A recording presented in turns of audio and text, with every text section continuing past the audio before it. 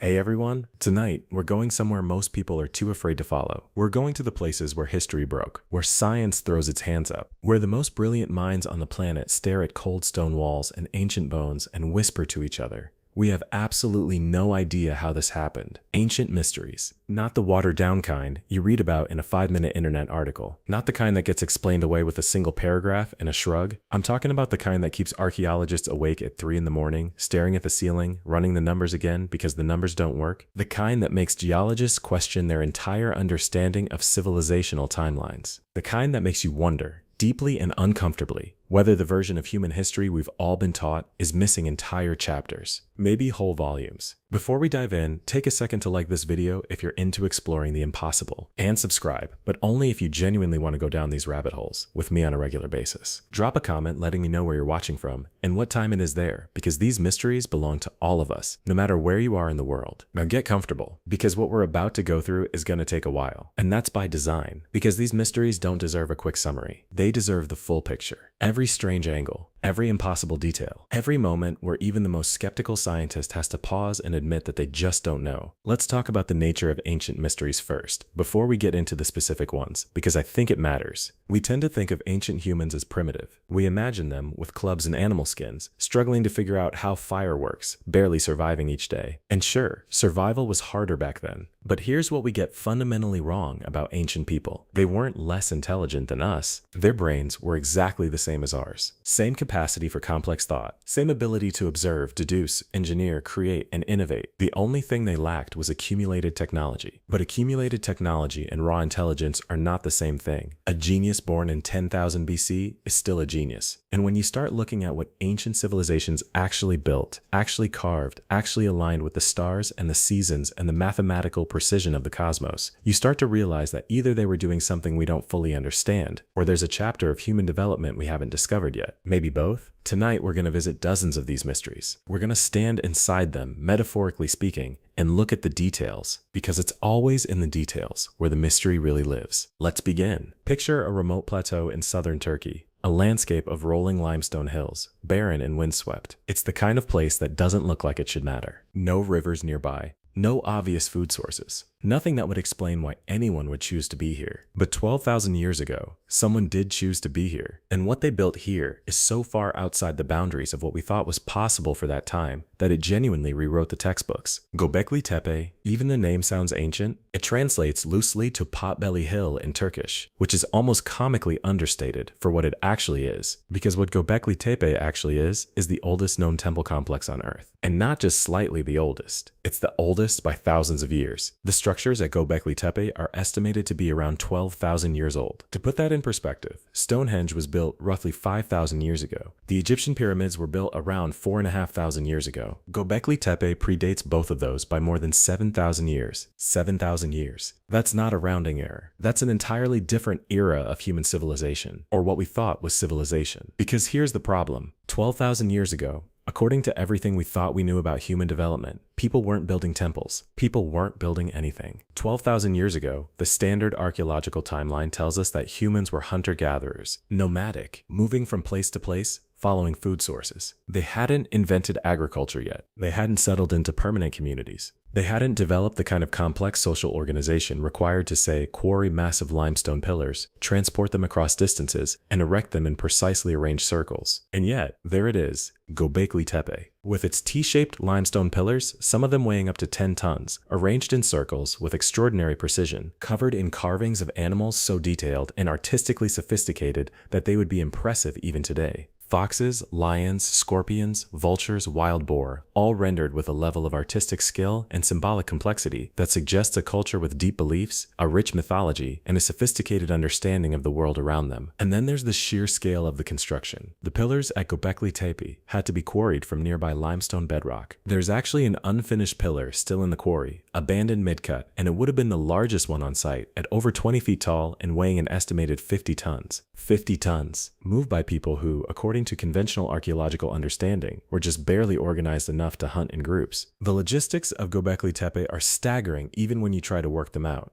To erect structures like this, you need a large workforce. A workforce needs to be fed. To feed a large workforce, you need a reliable food supply. To have a reliable food supply, you need either agriculture or incredibly efficient food storage and distribution systems. But agriculture, our timeline says, wasn't invented until after Göbekli Tepe was built. So either our timeline is wrong, or these people figured out how to organize and feed hundreds of workers without the systems we assume they needed. Some researchers have actually flipped the traditional narrative on its head. They've suggested that Göbekli Tepe didn't come after civilization. They've suggested that Göbekli Tepe caused civilization, that the temple was built first, that it required so many people to maintain and supply, that farming was essentially invented as a practical necessity to feed the workforce. That religion, or at least organized communal ritual, came before agriculture. That the spiritual impulse drove the practical innovation, not the other way around. It's a completely radical idea, and it's gaining serious traction in archaeological circles, precisely because Göbekli Tepe sits there, 12,000 years old, and utterly undeniable, forcing everyone to rethink the sequence. But the mystery doesn't end with the age of Göbekli Tepe. It deepens with what happened to it. Because around 10,000 years ago, roughly 2,000 years after it was built,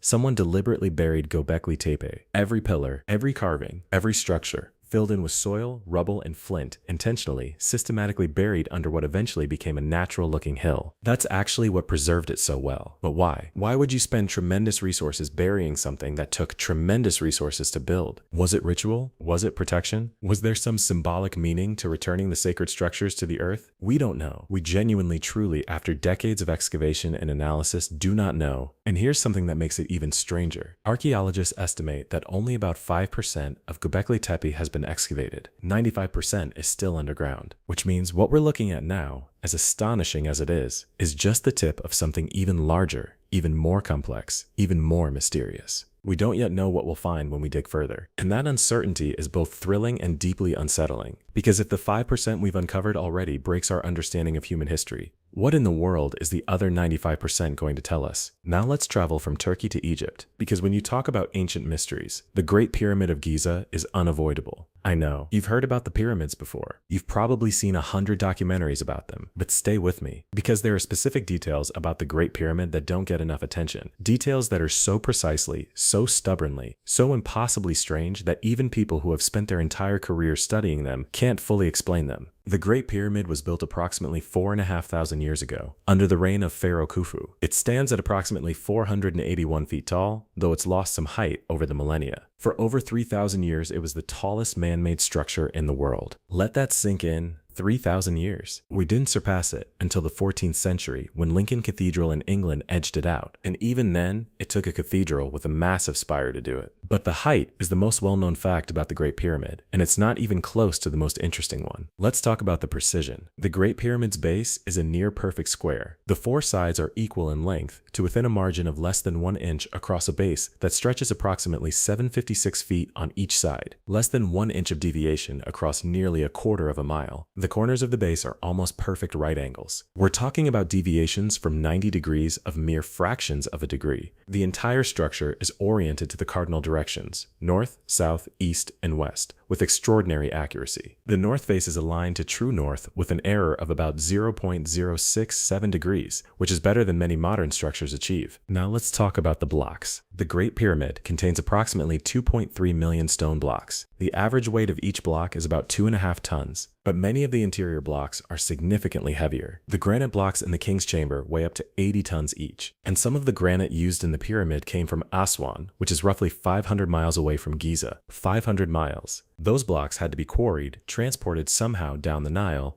unloaded, and then moved to the building site and lifted into place, with supposedly ropes, wooden sledges, ramps, and human labor. Now, the ramp theory is the most commonly accepted explanation for how the blocks were raised. Build a ramp, drag the blocks up it, keep extending the ramp as the pyramid gets higher. It's logical. It's practical. But here's the problem with the ramp theory that doesn't get discussed enough. For the ramp to be functional at the heights required to build the upper portions of the pyramid, it would have had to be so enormous, so vast in scale, that it would have required more material than the pyramid itself. We're talking about a ramp larger than the Great Pyramid in order to build the Great Pyramid, and there's no evidence of it. No remnants of a ramp of the required scale anywhere near Giza. Other theories have been proposed. Internal ramps spiraling upward inside the pyramid as it was built. counterweight systems, wet sand to reduce friction, and some of these ideas are genuinely creative and might solve parts of the puzzle. But none of them fully, satisfyingly explains how a workforce organized what was essentially one of the most complex logistical operations in human history, completing it with a precision that rivals modern engineering. And here's a detail that almost nobody talks about in casual conversation: the sarcophagus in the king's chamber. It's made of red granite, and it's too large to fit through the entrance to the chamber, which means the sarcophagus was placed in the king's chamber before the chamber was sealed. The pyramid was literally built around it. The builders had to plan for the sarcophagus from the very beginning of construction,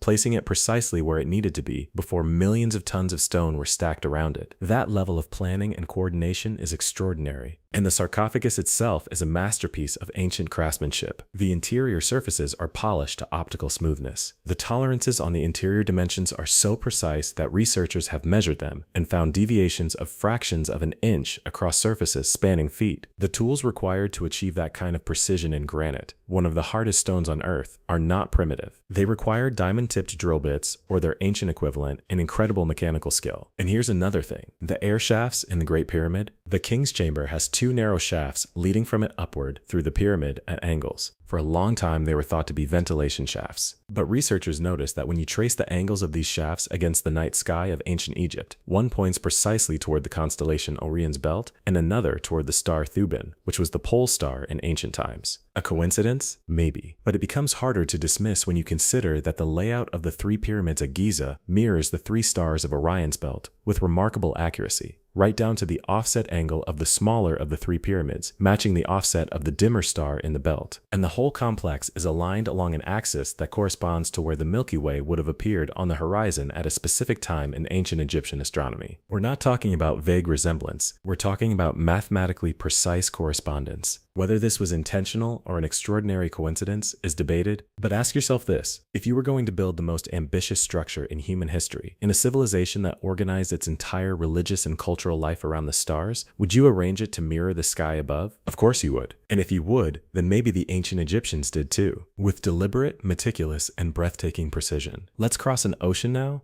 because the mysteries don't belong to any one continent. They belong to humanity. And some of the strangest and least explained mysteries are sitting right in the middle of the Pacific Ocean, on a tiny, remote, wind-battered island called Easter Island. You probably know Easter Island for its moai, those enormous stone heads that stare blankly toward the horizon. Except they're not just heads. That's one of the persistent misconceptions about Easter Island. The full statues, many of which have been partially excavated in recent decades, extend well below the ground. They have full bodies. Some of them have intricate carvings on their backs that have only become visible through excavation. The moai are full-body statues that were buried up to their necks over centuries of soil accumulation. But even setting that aside, the statues themselves are a profound mystery. Easter Island is one of the most remote inhabited places on Earth. The nearest landmass is the Pitcairn Islands, roughly 1,300 miles away. The nearest continental landmass, South America, is over 2,000 miles away. The people who settled Easter Island, the Rapa Nui, arrived there sometime around 300 to 900 AD.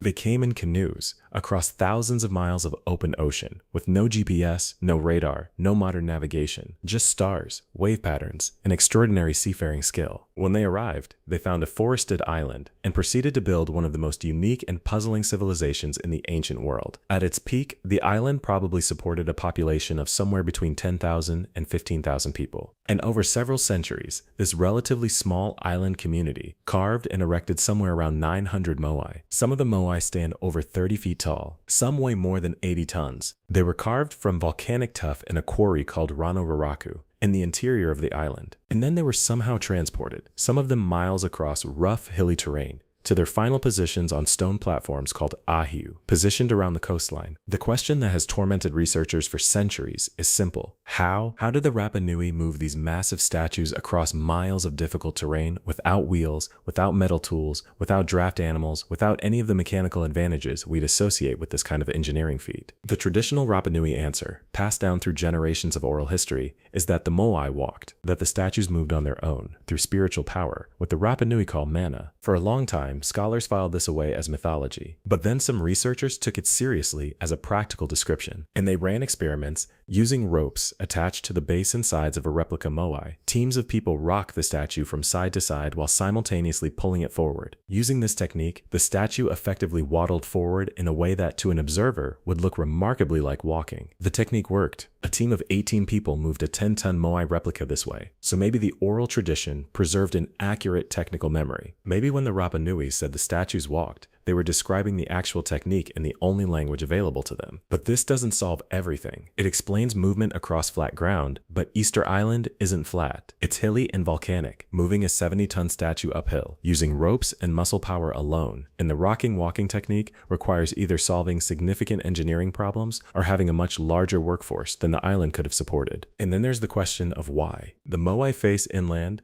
away from the ocean. Their eyes, when installed, were made of white coral with a dark obsidian pupil, gazing toward the communities they were meant to watch over and protect. They represent the ancestral spirits of important Rapa Nui chiefs and leaders, given physical form in stone. Each one took enormous effort, enormous resources, enormous coordination to produce. The civilization essentially organized itself around building these monuments for centuries, until it stopped, abruptly. At some point, the Rapa Nui stopped building moai. Many of the statues in the quarry at Rano Raraku were abandoned mid-production, as if the entire enterprise was simply abandoned one day. The oral histories point to conflict, to a period of civil war between two major factions of the island's population called the Long Ears and the Short Ears. The forests of Easter Island were completely deforested, possibly from the demands of the moai building enterprise itself, needing logs as rollers and levers, or from agriculture and fuel needs. The collapse of the forest ecosystem led to soil erosion, declining crop yields, and eventually to the kind of environmental catastrophe that can bring a civilization to its knees. By the time European ships arrived in 1722 on Easter Sunday, which is how the island got its European name, the population had collapsed from its peak, and many of the moai had been deliberately toppled. The great mystery of Easter Island isn't just how they moved the statues, it's why they stopped. And whether the story of the Rapa Nui is a cautionary tale about civilizational overreach that we haven't fully learned from yet. Let's go underground now, because some of the most mind-bending ancient mysteries are hidden beneath our feet, in vast subterranean tunnel systems, underground cities, and hidden chambers that have been sealed for millennia. Turkey again, specifically the Cappadocia region. Beneath the bizarrely beautiful landscape of Cappadocia, with its fairy chimney rock formations and cave churches and ancient monasteries, lies an entirely different world. An underground world, specifically an underground city called Derinkuyu. Derinkuyu was rediscovered in 1963 when a local resident knocked down a wall in his basement and found a tunnel behind it. Excavations over subsequent decades revealed something extraordinary, a subterranean city descending at least 18 stories underground, possibly more, capable of housing somewhere between 20,000 and 50,000 people. That's not a bunker. That's not a cave system. That's a fully planned, purpose-built underground city with living quarters, kitchens, stables for livestock, wine cellars, oil presses, religious spaces, wells, ventilation shafts, and massive stone doors that could be rolled into position to seal off sections from intruders. And it wasn't alone. There are at least 200 underground cities in the Cappadocia region, some of them connected by tunnels stretching for miles. The largest of them, Derinkuyu and Keimakli, may once have been connected to each other by a tunnel running approximately 5 miles underground. 5 miles. The scale of this underground civilization is staggering. The engineering is sophisticated. The ventilation shafts run from the deepest levels all the way to the surface, precisely positioned to ensure fresh air throughout the complex. The defensive systems, those rolling stone doors, are elegant and effective. The planning required to excavate this much from soft volcanic rock, the tuff that Cappadocia is largely made of, while maintaining structural integrity across 18 or more stories, and while ensuring adequate air, water, and light, is not the work of a primitive civilization improvising. It's the work of engineers, and we don't know exactly when they were built, who built them, or even fully why they were built on such a massive scale. The accepted explanation is that the underground cities were used as refuges during periods of invasion and persecution. Cappadocia sits at a geographic crossroads where waves of conquerors have swept through for thousands of years. Persians, Greeks, Romans, Arabs, various other armies have all marched through this landscape, and having an underground city where you could retreat and survive sieges lasting months makes a certain practical sense. But here's what nags at researchers. The oldest layers of some of these underground cities may be far older than the historical periods of invasion that usually get cited as the reason for building them. Some researchers believe the initial excavations may go back to the Hittites, or even earlier, possibly to the Bronze Age or beyond, which raises the question of what threat was so profound, so persistent,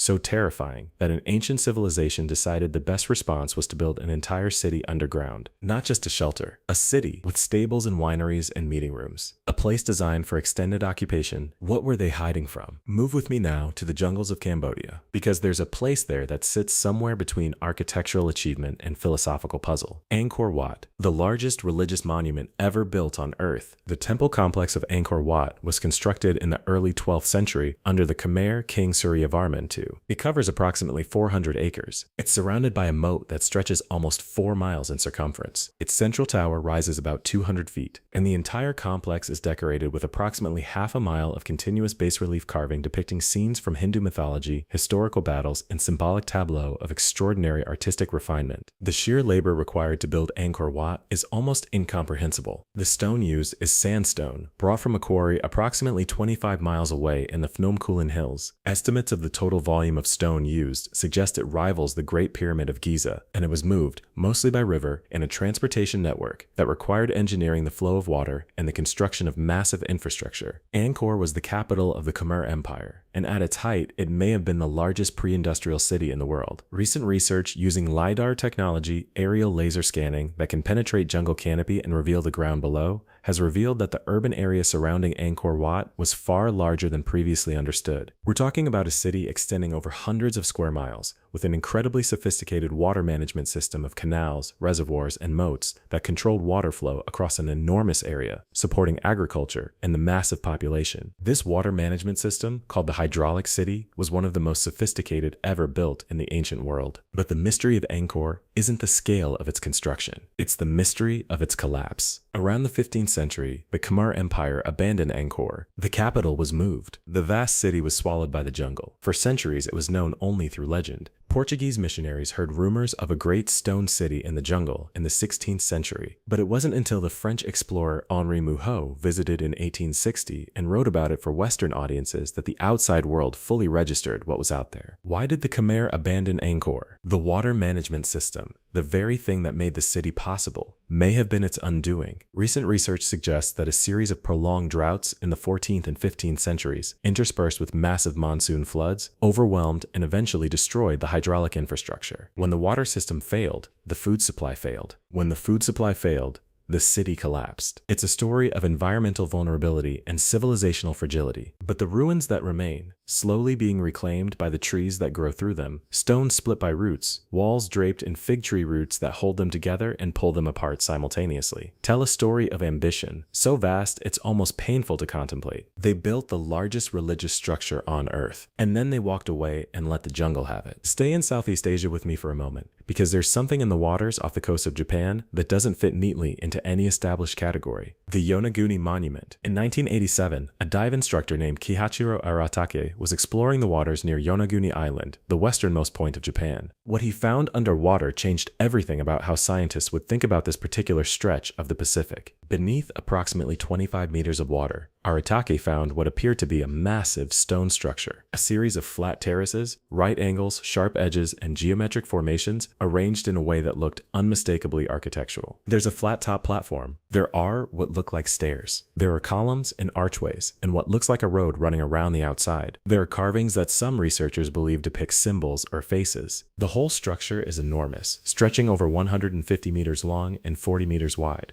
rising about 27 meters from the ocean floor. Now, the great debate about the Yonaguni Monument is simple. Natural or man-made? Geologists who favor the natural explanation point to the fact that sandstone, which makes up the monument, does tend to form regular rectangular fractures due to its crystalline structure. The right angles, they say, could be a result of natural tectonic and erosional processes over time. The researchers who believe it's artificial point to the sheer regularity of the angles, the consistency of the terracing, and certain features that seem impossible to explain as natural, including what appears to be a carved turtle or lizard, including what appears to be a carved human face and profile, including megalithic stone columns that are separated from the main structure by perfectly straight channels. The truth is, we don't know, and we may never know definitively, because the monument sits underwater, where it's difficult and expensive to study systematically. But there's a deeper question that the Yonaguni monument raises, regardless of whether it's natural or man-made. Because even if it is entirely natural, which would be remarkable in itself, the monument sank beneath the sea at some point in the past. Geologists estimate that the area around Yonaguni was above sea level somewhere between 10 and 15,000 years ago, before rising sea levels at the end of the last ice age submerged the coastal areas of the region. So if there was a civilization here 10 to 15,000 years ago, which would align with Göbekli Tepe's timeline, and if they did modify this structure in any way, that evidence is now sitting 25 meters underwater. And if that's true of Yonaguni,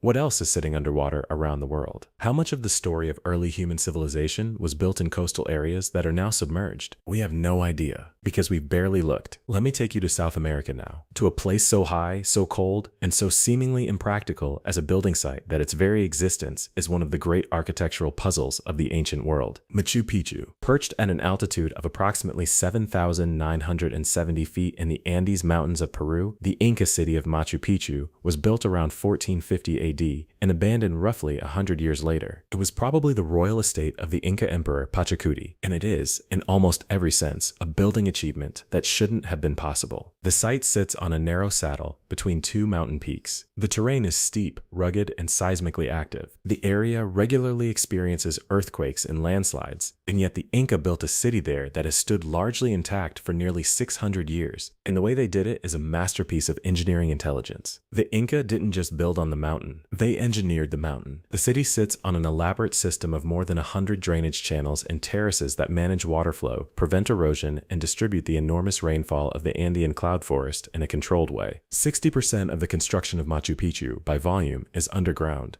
Beneath the visible terraces and buildings lies a foundation of crushed stone that acts as a drainage system, channeling water away from the structures and preventing the waterlogged soil from becoming unstable. The Inca essentially installed a massive underground drainage system beneath an entire city on top of a mountain. They understood the hydrology of their mountain environment with extraordinary sophistication. And then there's the stonework. The masonry technique used at Machu Picchu and throughout Inca architecture is something that still baffles engineers today, called ashlar masonry.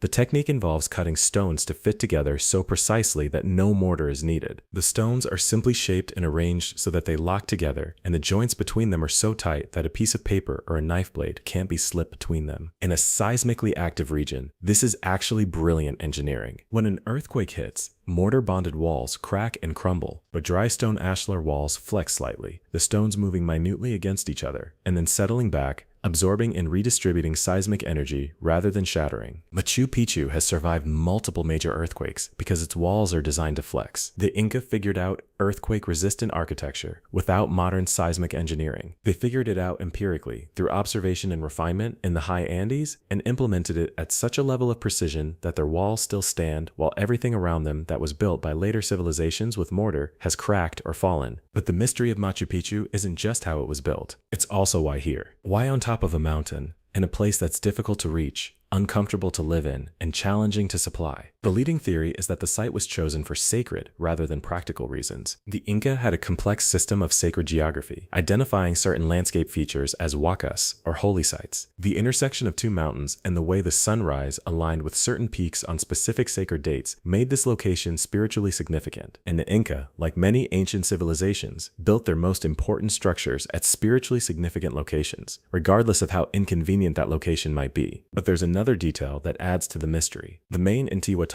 stone at Machu Picchu, a precisely carved granite pillar that means hitching post of the sun in Quechua, is positioned so that at noon on the winter and summer solstices and at the equinoxes, the sun casts no shadow. The stone is a precision solar calendar, and it was positioned with such astronomical accuracy that it remains aligned with the sun's movements 6 centuries after it was carved. That's not luck, that's math. Deep, sophisticated, meticulous mathematical knowledge of astronomy, done with stone tools, done at 8,000 feet in the Andes, done with a precision that we still find impressive today. Now I want to talk about something that doesn't get nearly enough attention in discussions of ancient mysteries. The ancient city of Pumapunku. Located in Bolivia at an altitude of about 12,500 feet above sea level, Pumapunku is part of the larger Tiwanaku complex, a site that was once one of the most important centers of the pre-Columbian world. And it is, without question, the most technologically baffling ancient construction site I've ever come across in research. The blocks of Pumapunku are not round like primitive stonework. They are not rough-hewn like the blocks in most ancient construction. They are cut, precisely, with what appear to be perfect straight edges, laser-precise right angles, and complex interlocking joints that fit together like machine-manufactured components. Some of the blocks have H-shaped profiles that fit into corresponding H-shaped channels in adjacent blocks, like a 3D jigsaw puzzle. Some of the channels and holes in the blocks are machined to such precision that they repeat across multiple blocks with identical dimensions. Not approximately identical. Identical. The stone at Pumapunku includes both red sandstone and andesite,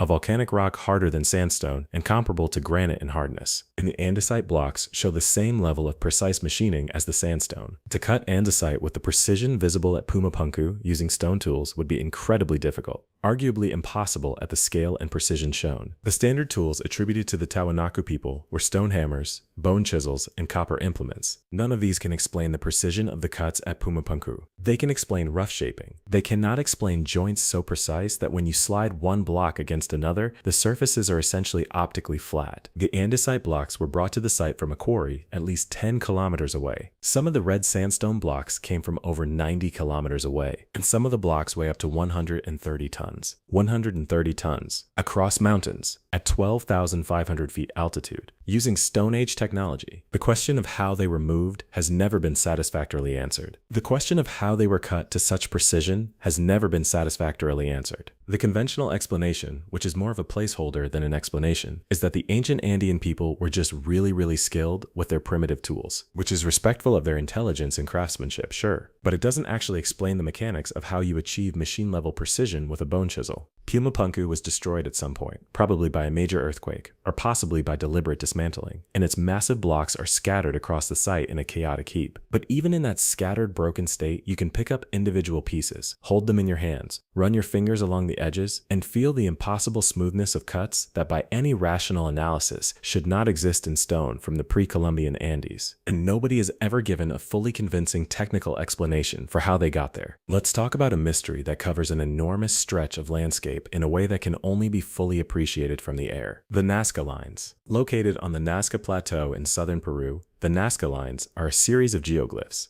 Large designs made by removing the reddish surface stones of the plateau to reveal the lighter ground beneath. The designs were made by the Nazca culture, which flourished roughly between 100 BC and 800 AD, and they range from simple straight lines stretching for miles to complex designs of animals and geometric figures of extraordinary size. There's a hummingbird more than 90 meters long, a condor whose wingspan exceeds 130 meters, a spider, a monkey, an astronaut-like figure, sometimes called the astronaut, a dog, a whale, dozens of geometric figures, trapezoids, spirals, triangles, and straight lines, some of them running for over 20 miles without significant deviation, crossing hills and valleys as if the terrain simply doesn't matter. 1,500 years ago, the Nazca scratched these designs into the desert surface, and they've survived because the Nazca Plateau is one of the driest and most windless places on Earth. The combination means the ground surface is essentially undisturbed. The mystery of the Nazca Lines has two layers. The first is technical. How did the Nazca lay out such precise, complex designs at such enormous scale without any ability to see them from above? Because from the ground, you can see individual sections of the lines, but you cannot see the overall design. It only becomes apparent from altitude. The leading explanation involves scale planning, essentially using a network of stakes and strings to transfer a small design up to full scale through careful geometric projection. Researchers have replicated simpler designs this way, and it's plausible, but some of the more complex figures, with their precise curves and proportional accuracy, push the limits of what that technique can achieve without aerial verification. The second mystery is purpose. Why? Why did the Nazca spend generations creating designs that can only be properly seen from the air? The most widely accepted scholarly interpretation is that the lines were sacred, related to water worship and ritual movement. The Nazca region is an extremely arid environment, and water was precious. Some researchers believe the lines were processional paths walked during religious ceremonies to petition for rain and invoke the natural forces associated with the animals depicted. Certain lines do appear to align with underground water sources. Others align with astronomical events, particularly the rising and setting of certain stars on the horizon at specific times of year. But there's something that never quite satisfies about any single explanation for the Nazca lines. They're too varied. too numerous, too different from each other in scale, style, and placement. They look less like a single unified system created for one purpose, and more like an accumulation of different activities over hundreds of years. Some lines may be astronomical, some may be ritual, some may be territorial, some may be individual artistic expressions. The Nazca lines may not have one answer. They may have 100 answers, one for each generation that added to them over the centuries, which in its own way is more interesting than any single explanation, because it suggests a culture that returned to this landscape over and over for centuries, leaving their mark in the oldest way humans have always left their mark, drawing on whatever surface was available to them. In this case, the surface was a desert plateau the size of a small country. I want to take you now to the Mediterranean, to an island you might not immediately associate with ancient engineering mysteries. Malta. Malta is one of the smallest countries in the world, a tiny island in the middle of the Mediterranean between Sicily and North Africa, and it is home to the oldest freestanding stone structures on Earth. Older than Stonehenge, older than the Egyptian pyramids, older, in fact, than Göbekli Tepe above ground. The megalithic temples of Malta, sites like Gintija on the island of Gozo and Tarxian, Hagar Kim and Menadra on Malta itself, were built between approximately 3600 and 2500 BC. Some of them are approaching or exceeding 5500 years in age. They are built from coralline limestone and Globigerina limestone, massive blocks weighing up to several tons, arranged in cloverleaf or trefoil plans, with curved outer walls and central corridors leading to apses. The builders are known as the Maltese Temple people, and what we know of them is limited. They were farmers and fishermen. They didn't have metal. They didn't have the wheel. They built their temples over generations. And then, around 2500 BC, they vanished. Not gradually declined, vanished. The Maltese temple people disappear from the archaeological record with startling abruptness. A new people appear in the archaeological record shortly after, and they left different pottery, different burial practices, and different tools. The temple people were gone. What happened to them is one of the great unanswered questions of Mediterranean archaeology. Disease? Famine? Emigration? Conquest? Environmental collapse? We don't know. What they left behind, however, are temples that were clearly used for ritual purposes, including evidence of animal sacrifice, feasting, and what appears to be a cult focused on a specific deity or set of deities. The sleeping woman statue found in the Hal Saflieni Hypogeum in Malta, a reclining female figure rendered with extraordinary naturalism, may represent a deity of dreams or healing, as the Hypogeum appears to have been used for rituals involving sleep, possibly what the Greeks would later call incubation, sleeping in a sacred space to receive prophetic dreams. And the Hal Saflieni Hypogeum itself is another mystery layered within the mystery. Cut into the living rock beneath the surface of Malta, the Hypogeum is an underground complex of chambers carved with extraordinary precision. Some of the curved surfaces cut so smoothly they appear almost polished. One chamber, the Oracle Room, has an acoustic property so unusual that a male voice speaking from a specific point within it creates a resonance that fills the entire chamber and can be felt physically in the chest of everyone inside. Female voices don't produce the same effect, only certain frequencies of the male voice. This specific acoustic property was almost certainly not accidental. The people who carved the Hypogeum understood the acoustics of their space and used them deliberately, creating a chamber where ritual sound could be experienced as something almost physical, as something supernatural, as the voice of a god. 5,000 years ago, someone in Malta figured out how to engineer a resonance chamber using stone tools, creating acoustic effects that acoustic engineers today measure with sophisticated equipment and still struggle to fully explain. Let's go back to England for a moment, back to the landscape of chalk hills and ancient earthworks that dots the British landscape. And let's talk about Stonehenge. Yes, because we have to. But I want to talk about it differently than it usually gets discussed, because Stonehenge isn't really the mystery. The mystery is what Stonehenge was part of. Stonehenge is the most famous prehistoric monument in the world, but it wasn't built in isolation. It was built as part of a vast ritual landscape that covered much of the Salisbury Plain and extended for miles in every direction. Recent archaeological surveys, many of them done with ground-penetrating radar and LiDAR technology, have revealed that the landscape around Stonehenge is littered with buried monuments. Dozens of them. Burial mounds, enclosures, timber circles, pits, avenues. The entire area was sacred space for thousands of years before Stonehenge was built, and continued to be sacred space for thousands of years after. Stonehenge itself evolved over several phases of construction spanning roughly 1,500 years, from about 3000 BC to about 1500 BC. The earliest phase was just a circular earthwork with a ring of pits. Later phases added the famous bluestones,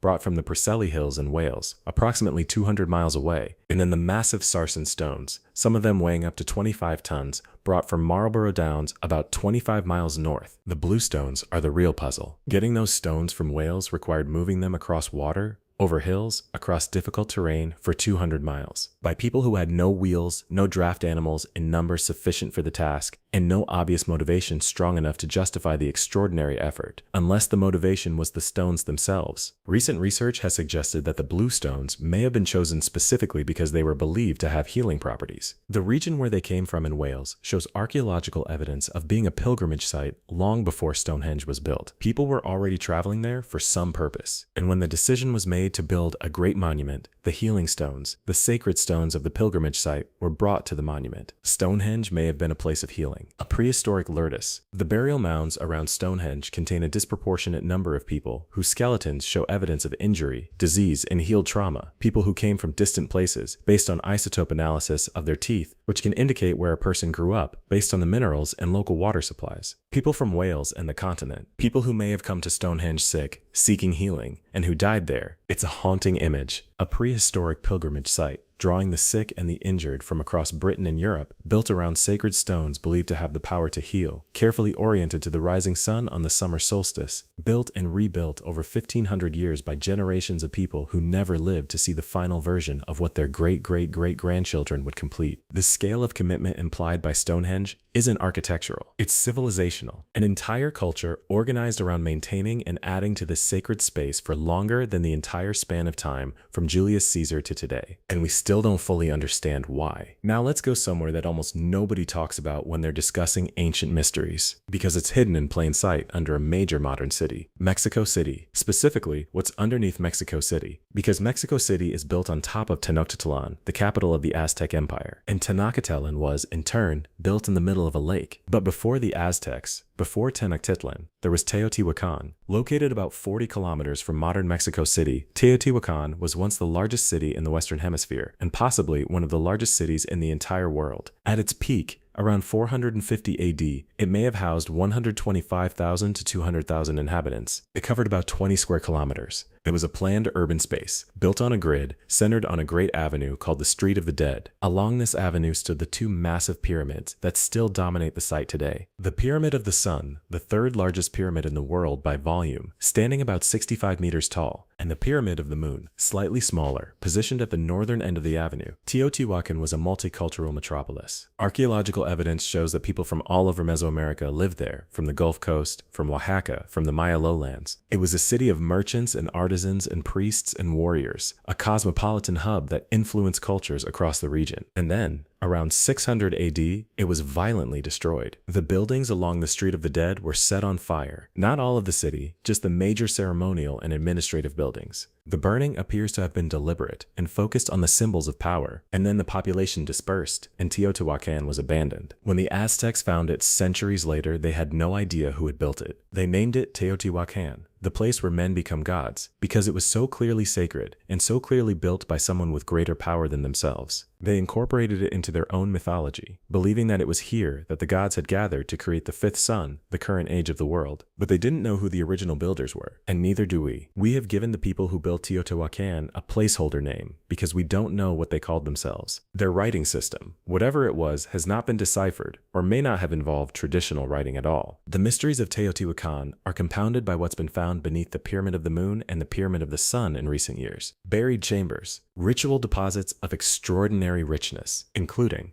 beneath the Temple of the Feathered Serpent, the bodies of sacrificed individuals, buried with offerings of jade, obsidian, seashells, and the remains of predatory animals. In 2015, a robotic explorer sent into a tunnel beneath the Temple of the Feathered Serpent found a chamber lined with pyrite, a mineral that would have glittered and reflected light like mirrors, creating a stunning optical effect that may have been designed to simulate the night sky or the starry realm of the gods. And the tunnel itself was lined with hundreds of thousands of individual pieces of pyrite that had been placed there intentionally to coat the walls with reflective mineral. The effect would have been extraordinary. A passage into the earth lined with what looked like stars, a journey underground that mirrored a journey into the night sky. Who built this? Why? What rituals were performed here? We genuinely, truly, completely do not know Let me take you to somewhere in the heart of Africa that barely registers in most discussions of ancient architecture: Great Zimbabwe. The ruins of Great Zimbabwe sit in the southeastern part of the modern country of Zimbabwe, and they are one of the most remarkable architectural achievements on the African continent. The name Zimbabwe itself comes from the Shona language and roughly translates to Great House of Stone or Venerated Houses. And the Great House of Stone at Great Zimbabwe is, in its own way, as impressive as anything in Egypt or Peru. The main enclosure, known as the Great Enclosure, features a massive stone wall up to 5 meters thick and 11 meters tall, built from granite blocks without any mortar. It's the largest ancient structure in sub-Saharan Africa. And like the Incas' ashlar masonry, the dry stone technique used at Great Zimbabwe produces walls of extraordinary stability that have stood for centuries without mortar. Great Zimbabwe was built and occupied by the ancestors of the modern Shona people, beginning around 1100 AD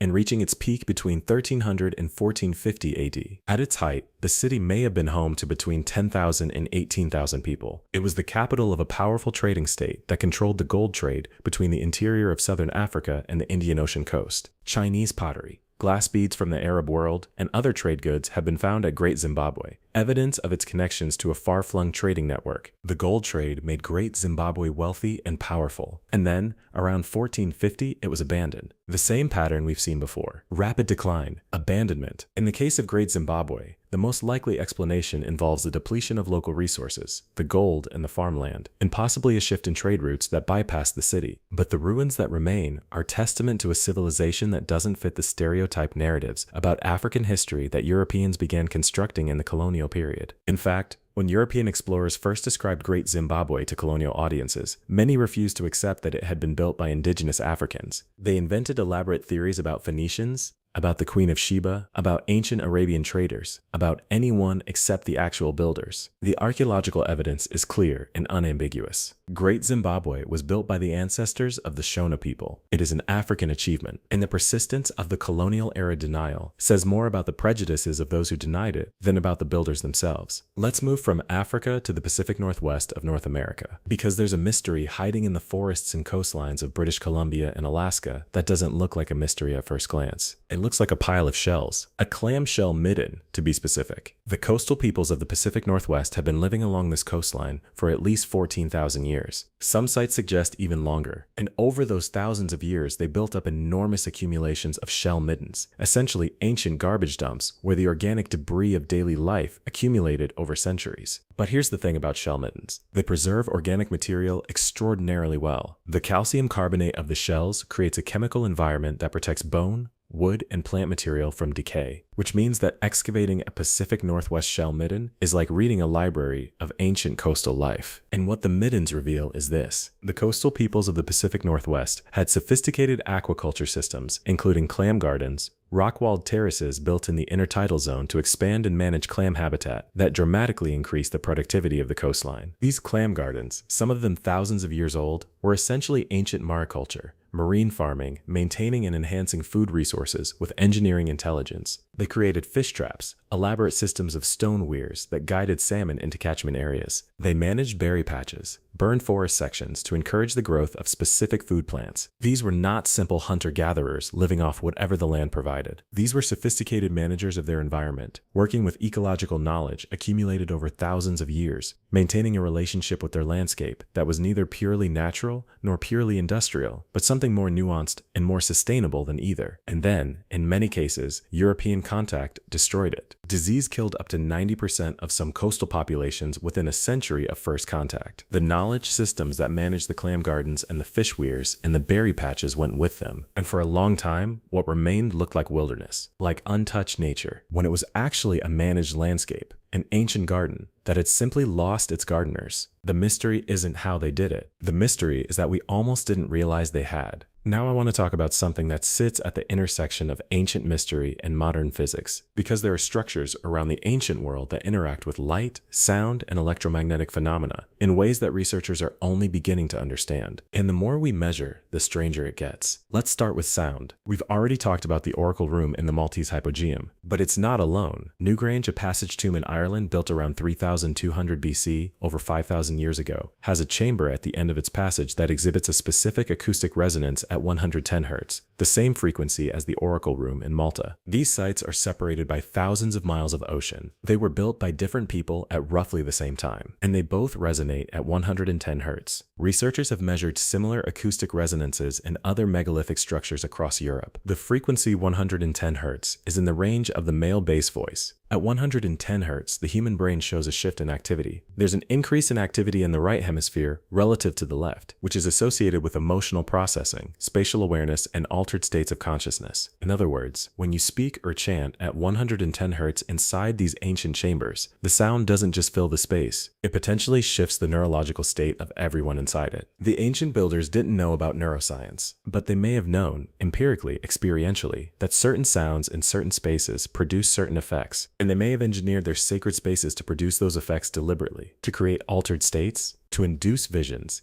to simulate divine communication, to make the voice of the priest sound, feel, and resonate like the voice of a god. Now let's talk about light. Newgrange again. On the winter solstice, for approximately 17 minutes around sunrise, a shaft of sunlight enters through a small opening called the roof box above the entrance passage and travels down the 60-meter passage to illuminate the chamber at the very end of the tomb. The chamber, on every other day of the year, is in complete darkness, but on the shortest day of the year, for 17 minutes, it is bathed in golden light. This alignment was not accidental. The roof box is positioned with extreme precision so that the winter solstice sunrise is the only time of year when the geometry of sunlight, angle, and passage orientation can produce this effect. Newgrange was built 5,200 years ago. The alignment has persisted across 5 millennia because it was engineered with such precision that it still works today. And every year on the winter solstice, a crowd gathers outside Newgrange in Ireland, and a lucky few, selected by lottery, are allowed to stand inside the chamber as the sun rises, as the passage fills with light, as the darkness of the tomb is broken, for 17 minutes, by the sun. The symbolism is overwhelming. The darkest moment of the year, the day when the sun is most distant and the nights are longest, is precisely the moment chosen to illuminate the chamber of the dead with the light of rebirth. Winter solstice is the turning point. After this, the days get longer. The sun begins its return.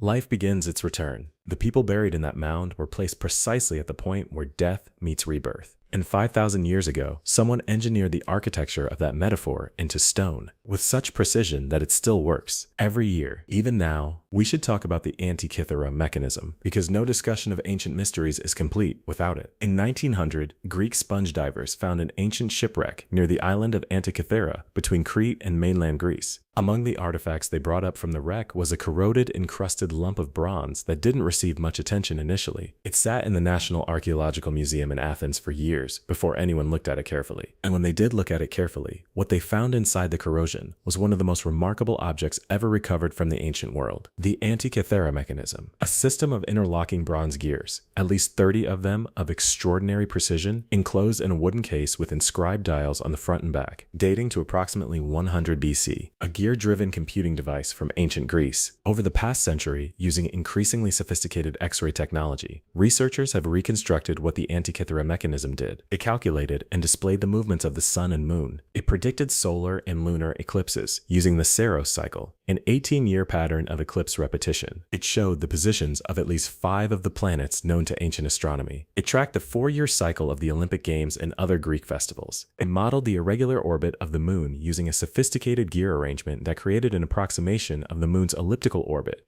known as a pin and slot mechanism. This is not simple. This is not primitive. The pin and slot mechanism and the Antikythera mechanism is a piece of engineering so sophisticated that historians of technology classify it as the first analog computer, and it was built in ancient Greece 2,100 years ago. The level of mechanical sophistication required to design and manufacture the Antikythera mechanism was not surpassed in Western technology for roughly 14 centuries. 14 centuries. Nothing comparable has been found in the historical record between the Antikythera mechanism and the clockwork mechanisms of medieval Europe, which raises an obvious and disturbing question. What happened? If ancient Greeks in 100 BC were building analog computers of this complexity, why did that knowledge apparently disappear? Why was the mechanical sophistication of the Antikythera mechanism seemingly lost? The answer is probably a combination of factors: the burning of the Library of Alexandria and the loss of enormous amounts of ancient technical knowledge knowledge, the decline of the institutions that supported advanced craftwork, the economic disruption of the Roman conquests of the Greek world, the general turmoil of centuries of war and plague and societal collapse. Knowledge is fragile. It lives in people, in texts, in institutions, in apprenticeships in schools and libraries. And when those people die, those texts burn,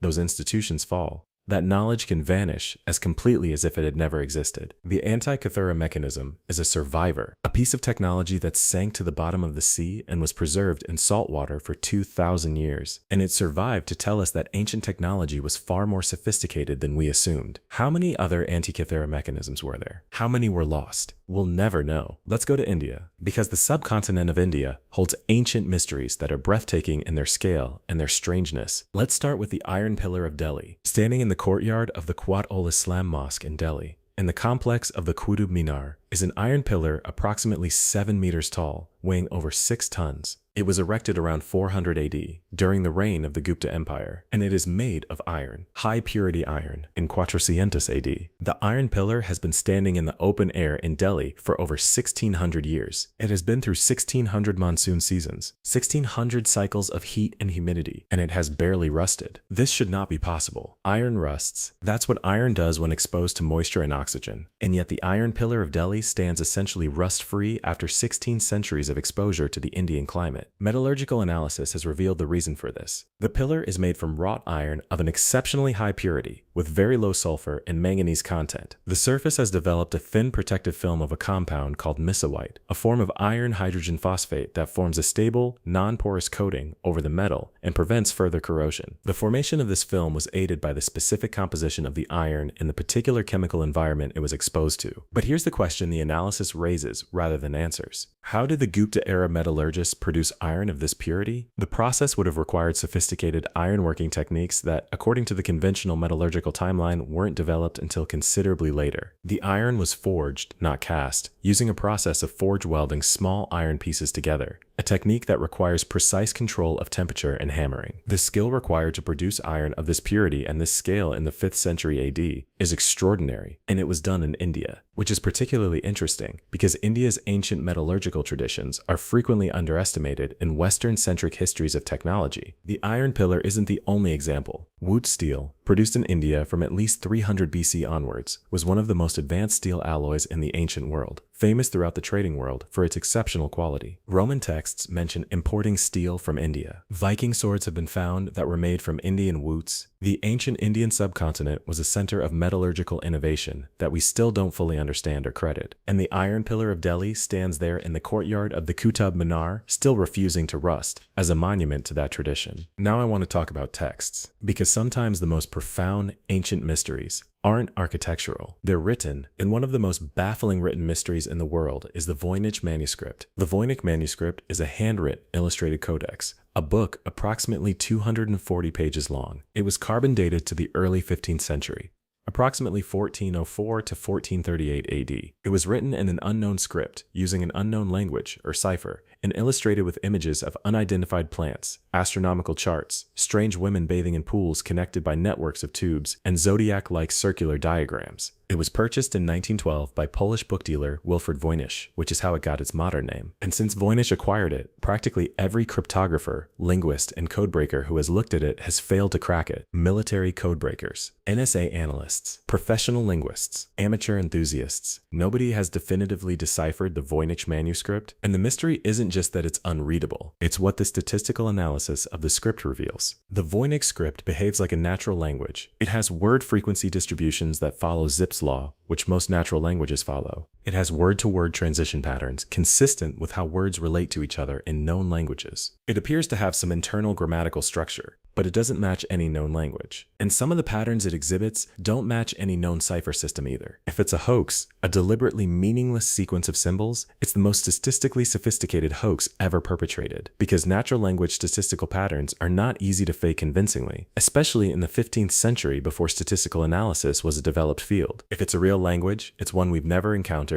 anywhere else. If it's a cipher, it's one that has defeated every code breaker for over a century. Some researchers have proposed that it might be a constructed constructed language, invented rather than naturally developed. Others have suggested it might encode a natural language in a complex transformation that makes it look like a different language entirely. Some have proposed it might be related to an extinct language we've never cataloged. In 2019, a researcher proposed a decipherment based on a theory that the text encoded a Semitic language, possibly Hebrew, in a specific phonetic substitution cipher. Some words seem to make sense under this interpretation, but the decipherment hasn't held up to broad scholarly scrutiny. The Voynich manuscript sits in the Beinecke Rare Book Library at Yale University. Anyone can see high-resolution scans of it online. Millions of people have looked at it. Hundreds of researchers have dedicated years to analyzing it, and it remains, as of today, as unreadable as the day it was written. What is it? Who wrote it? What does it say? We don't know. We don't know. We still, after over a century of the best minds the world has to offer, genuinely do not know. Let's talk about something that lives in the geological record rather than the architectural one, because ancient mysteries don't always show up as buildings. Sometimes they show up as geological events. Sometimes they show up as sudden, catastrophic discontinuities in the human record. The Younger Dryas. Approximately 12,900 years ago, the Earth's climate underwent a dramatic, rapid change. The planet had been gradually warming after the last ice age, ice sheets retreating, sea levels rising, and then suddenly, with geological abruptness, the warming stopped. Temperatures plunged, ice sheets stopped retreating, and began advancing again. The cold returned for approximately 1,200 years before the warming resumed. This period is called the Younger Dryas, named after a tundra flower, Dryas octopetala, that spread across much of Europe during this cold period. What caused it? For decades, the most accepted explanation was a disruption of ocean circulation patterns, specifically the Atlantic meridional overturning circulation, which distributes heat around the globe. The theory was that a massive influx of cold fresh water, possibly from the catastrophic drainage of a glacial lake,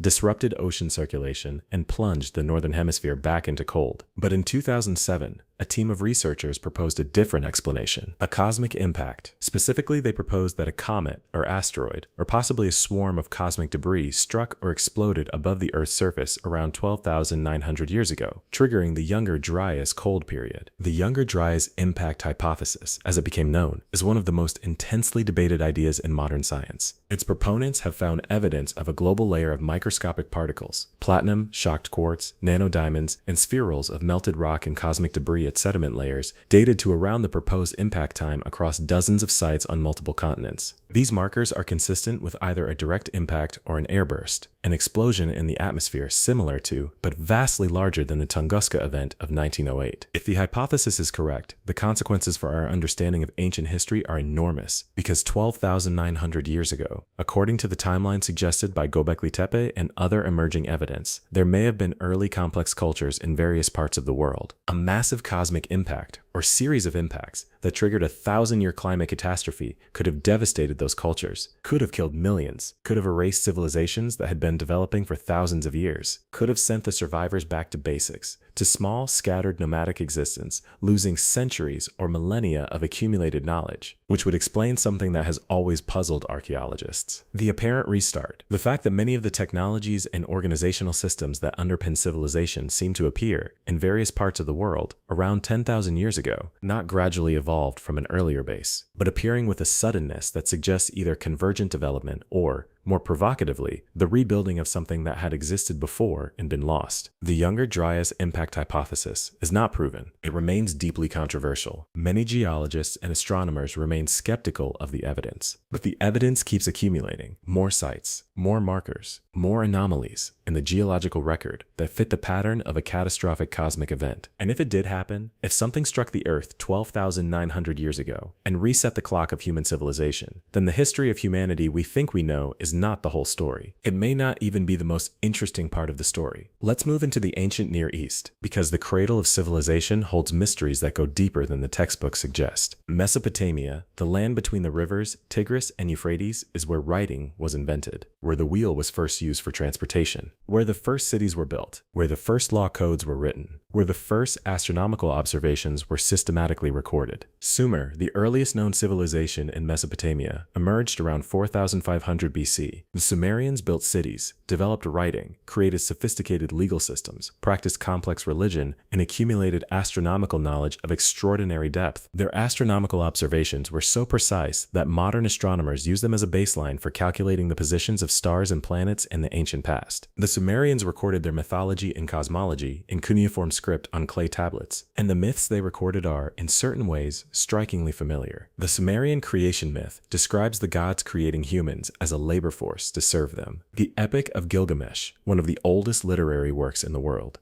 contains a flood narrative strikingly similar to the later biblical story of Noah, a great flood, a righteous man warned by a god, the building of a boat, the carrying of animals, the release of birds to test for dry land. The same story, in different cultural garments, appears in the mythology of dozens of ancient cultures around the world. Greece, India, China, Mesoamerica, Australia, the Pacific Islands. Virtually every ancient culture has a flood myth, and not a gentle, local flooding of a river. A world-destroying flood, the kind that covers mountains, the kind that erases civilizations. Could these myths be cultural memories of the sea level rise that occurred at the end of the last ice age? Because the sea level rise at the end of the last ice age was catastrophic by any measure. Sea levels rose by more than 400 feet globally over several thousand years. Enormous areas of coastal land were permanently submerged. Entire landscapes that humans had lived in for generations disappeared underwater. The flooding of the Black Sea Basin, approximately 7,600 years ago, when rising Mediterranean waters breached a land barrier and flooded what had been a freshwater lake, inundating hundreds of thousands of square kilometers, was almost certainly witnessed by human populations living around its shores. That event alone could account for the genesis of multiple flood myths across the cultures of the ancient Near East. But could the cumulative traumatic memory of thousands of years of rising seas, of coastlines retreating, of familiar landscapes vanishing under waves, have imprinted itself in the mythologies of ancient people around the world? Could the flood myth be not a fantasy, but a memory? Distorted by generations of retelling, yes. Mythologized and symbolic, certainly, but rooted in actual human experience of actual catastrophic flooding that actually destroyed communities and cultures. The geological record is unambiguous. The world flooded, slowly by human standards, quickly by geological ones, and the people who lived through it remembered. Let's talk about ancient maps, because maps tell us what people knew. And some of the maps that survive from the ancient and medieval world suggest a knowledge of geography that shouldn't have been possible at the time. The Piri Reis map, compiled in 1513 by Ottoman admiral and cartographer Piri Reis. This map was discovered in 1929 during a survey of the Topkapi Palace in Istanbul. It shows the western coast of Europe, the Atlantic Ocean, the eastern coast of South America, and a portion of what appears to be the Antarctic coastline. In 1513, 20 years after Columbus's first voyage to the Americas. The accuracy of the South American coastline in the Piri Reis map is remarkable for its era. But the truly baffling part is the southernmost landmass. Piri Reis himself wrote notes on the map indicating that portions of it were compiled from older source maps, some of them dating back to antiquity. And the landmass shown at the bottom of his map bears a striking resemblance to the outline of Antarctica. The coastline of Antarctica, under its current ice sheet, was not properly surveyed until the mid-20th century, using modern equipment. If the southernmost landmass on the Piri Reis map is Antarctica, it shows a coastline that, according to geological evidence, was last ice-free approximately 6,000 years ago. A coastline that no known civilization should have been able to map. Skeptics point out that the resemblance could be coincidental, or the result of the cartographic conventions of the era, or the result of creative interpolation by Piri Reis himself, and these are fair criticisms. But the consistency with which pre-modern maps seem to show geographic knowledge that precedes the accepted historical timeline of exploration keeps researchers uncomfortable. The Orontius Vinæus map of 1531 also shows a large southern continent, with features that bear resemblance to a sub-ice Antarctica. The Boucher map of 1737 shows Antarctica divided into two landmasses by a waterway, which is actually consistent with the known subglacial topography of Antarctica, the real shape of the continent beneath its ice. Are these coincidences? Are they creative guesses that happen to be approximately correct? Or do they preserve, however distortedly, some record of geographic knowledge from a time we haven't yet accounted for? We don't know. But the question nags. While we're talking about mysteries hidden in texts and maps, let's talk about the Library of Alexandria. Not just as a library, but as a mystery. The Royal Library of Alexandria was founded in the 3rd century BC in the Egyptian city of Alexandria under the Ptolemaic dynasty. It was designed to be a universal library, a repository of all human knowledge. Scholars were dispatched or funded to acquire copies of every text they could find from every culture in every language. Ships arriving at Alexandria's port were reportedly searched for books, which were copied, and the copies returned to the owners while the originals stayed in the library. At its height, the Library of Alexandria may have held between 400,000 and 700,000 scrolls. These were not just literary texts. They were scientific treatises, mathematical proofs, astronomical observations, medical knowledge, engineering manuals, philosophical works, historical accounts, the accumulated intellectual wealth of the ancient Mediterranean world, and much of it was destroyed. Not all at once, in a single dramatic conflagration, as popular mythology would have it. The destruction of the Library of Alexandria was a process spread over centuries. Julius Caesar accidentally set fire to ships in Alexandria's harbor in 48 BC, and the fire may have spread to warehouses where books were stored. The library suffered further damage in subsequent centuries of Roman rule. The Emperor Aurelian's military campaigns may have damaged parts of the institution, and the Christian bishop Theophilus, in 391 AD, led an attack on the Serapeum, the temple that housed a daughter library, destroying or dispersing its contents. What was lost? We know some of what was in the library from references in surviving texts. We know of books that are described, summarized, or quoted by ancient authors. Books that no longer exist in any form. Mathematical works by Euclid beyond what we have. Astronomical treatises by Aristarchus describing his heliocentric model of the solar system, the argument that Earth revolves around the sun, an argument Copernicus is usually credited with rediscovering 18 centuries later. Aristarchus made this argument in the 3rd century BC. If his work had survived, would Western civilization have arrived at the heliocentric model 1,000 years earlier? Would the scientific revolution have happened in 500 AD instead of 1500 AD? What technologies might exist today if the accumulated ancient knowledge of Alexandria had been preserved and built upon, rather than lost and rediscovered? These are not idle counterfactual speculations. They are genuine intellectual confrontations with the cost of knowledge destruction. The Library of Alexandria is the most famous example of a pattern that repeats throughout history. Knowledge is accumulated. Knowledge is lost. Civilizations fall. Technologies vanish. Understanding disappears. And subsequent generations start over, not knowing that someone, somewhere, 1,000 years earlier, had already figured it out. Now let's talk about something that seems to break physics, or at least challenge our understanding of what ancient people were capable of. The acoustic properties of ancient sites are extraordinary. We talked about the Oracle Room in Malta and Newgrange in Ireland, but there's a site in Turkey, a cave called Karain, where the acoustic environment is so unusual that researchers believe it may have been used for ritual chanting and music for tens of thousands of years. And there's the phenomenon of archaeoacoustics, the study of sound in ancient spaces, which has been revealing something extraordinary. Many ancient ritual spaces, not just in the Mediterranean, but across the globe, from the Chavin de Huantar Temple in Peru to Newgrange in Ireland, to various stone circles in Britain, exhibit specific acoustic properties, resonance chambers that amplify certain frequencies, reflective geometries that create standing waves, acoustic sweet spots where sound is experienced at remarkable intensity. And the recurring frequency of 110 Hz is particularly compelling, because 110 Hz corresponds roughly to the lower range of the human singing voice, and to a specific type of Tibetan and Mongolian overtone singing. These traditions, which produce 2 or more simultaneous tones, are among the most ancient musical practices in the world. Shamanic cultures across Eurasia use overtone singing in ritual contexts, and the ritual spaces those cultures built or used exhibit acoustic resonances at those frequencies. Whether ancient builders consciously engineered these acoustic properties, or whether they selected existing natural spaces because of how they sounded, or whether both processes were at work, is not yet clear. But the pattern is consistent enough across enough sites, across enough cultures, across enough millennia, to be more than coincidence. The builders of the ancient world understood sound. They understood how spaces interact with the human voice, and they used that understanding to create environments where ritual experience was amplified, literally and figuratively. They were engineering altered states of consciousness. They were using architecture as a tool for changing the way the human brain processes reality, and they did it with stones. In the Neolithic, in the Bronze Age, 5,000 years before we invented the term neuroscience. Let me take you to South Asia, to a discovery that shook the archaeological world when it was made and continues to generate intense debate. The ruins of Dwarka. Dwarka is an ancient city in the northwestern Indian state of Gujarat. It's one of the most sacred cities in Hinduism, considered the legendary kingdom of the god Krishna as described in the ancient Indian epic, the Mahabharata. According to the Mahabharata, Dwarka was a magnificent city built on the western coast of India, and it was submerged beneath the sea after Krishna's death, swallowed by the ocean as punishment or as consequence. For centuries, this was considered mythology, a beautiful story, but not history. And then, in 1988, marine archaeologists surveying the seafloor of the Gulf of Khambhat off the coast of Gujarat began finding things: structures, remains of walls, columns, sculptural fragments, at a depth that placed them underwater for somewhere between 7,000 and 9,000 years.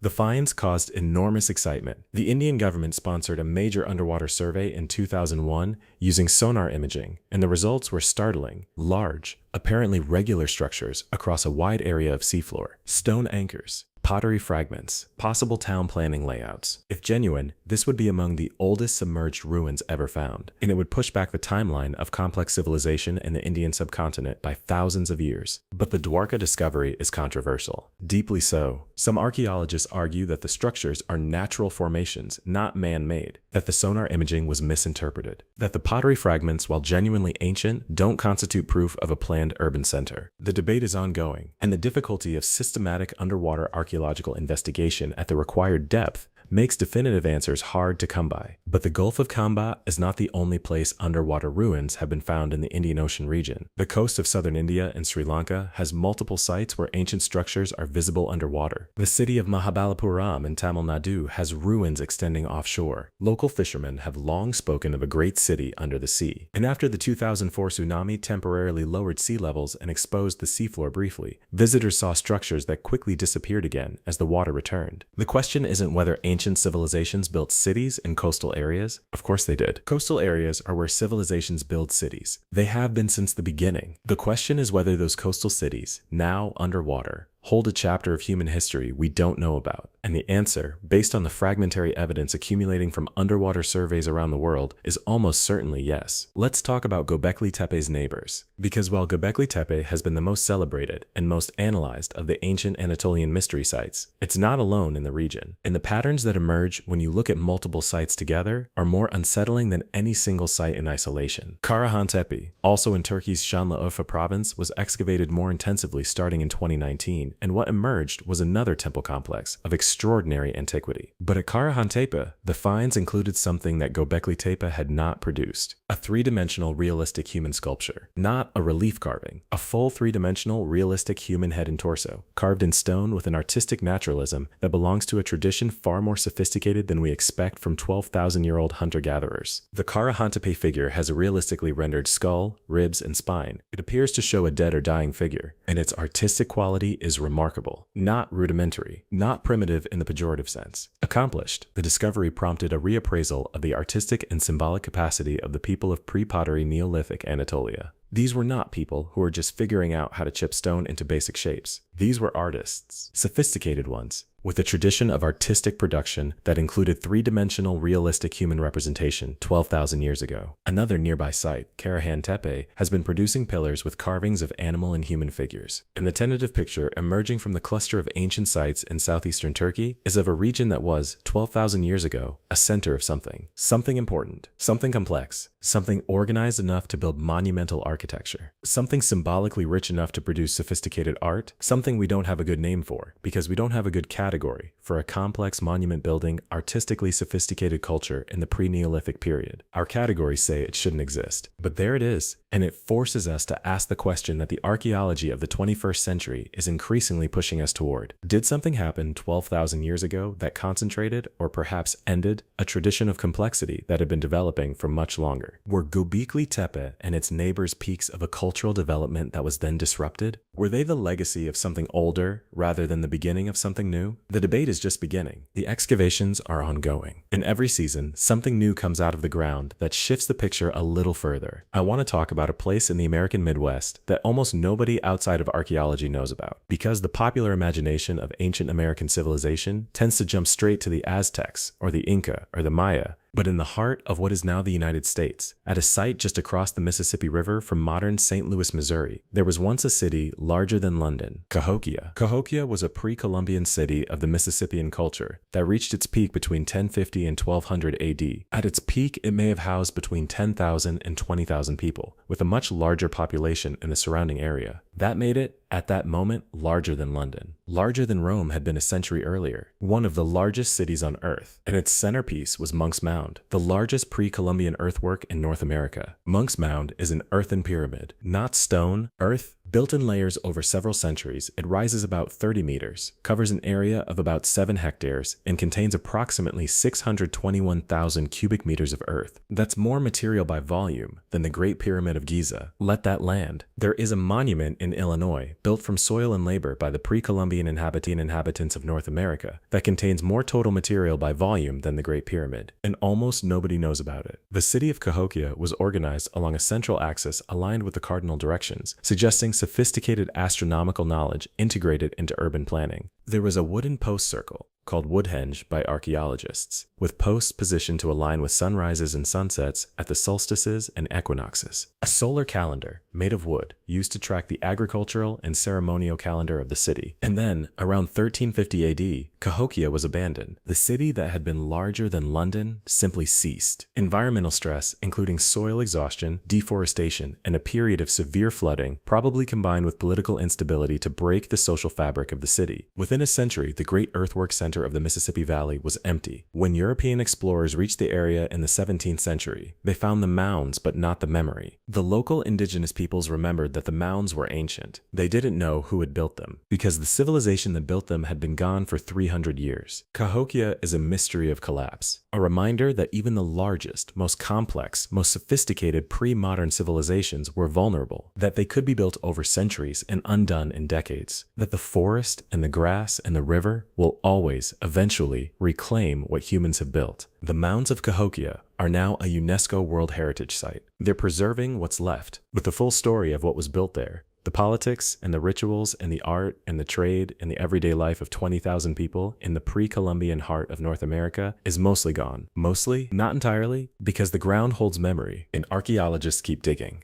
Let's go somewhere that will make you look at ancient China differently, because the popular mythology of ancient Chinese history tends to start with the first emperor Qin Shi Huang, who unified China in 221 BC. But the story of complex civilization in China is far older than that. Far older. San Xingdui. In 1986, workers at a brick factory in Guanghan, in China's Sichuan province, accidentally unearthed a pit containing bronze objects unlike anything seen before in Chinese archaeology. And then another pit, and eventually 6 pits total have been identified at the site. The objects inside were extraordinary. Bronze masks, some of them over a meter wide. Giant bronze standing figures, the largest nearly 3 meters tall. A bronze tree, over 3 meters tall, with dragons on its trunk and what appeared to be sun-shaped objects hanging from its branches. Gold scepters and masks. Ivory, jade, objects of an artistic tradition completely unlike anything in mainstream Chinese archaeology. The San Xingdui culture, as it's now called, is the civilization that created these objects. It flourished in the Sichuan Basin between approximately 1700 and 1100 BC, making it contemporary with the mainstream Bronze Age civilizations of China's Central Plains. But it's completely different. The bronze technology is sophisticated. The artistic tradition is unique, and the objects themselves are haunting. The bronze masks have wide, protruding eyes, exaggerated to a degree far beyond naturalism, as if seeing something that normal human eyes cannot see. The standing figure, at nearly 3 meters, is the largest known ancient bronze figure in the world. Its hands are in a position that appears to be ritual, as if grasping something now long gone, and we don't know what it was.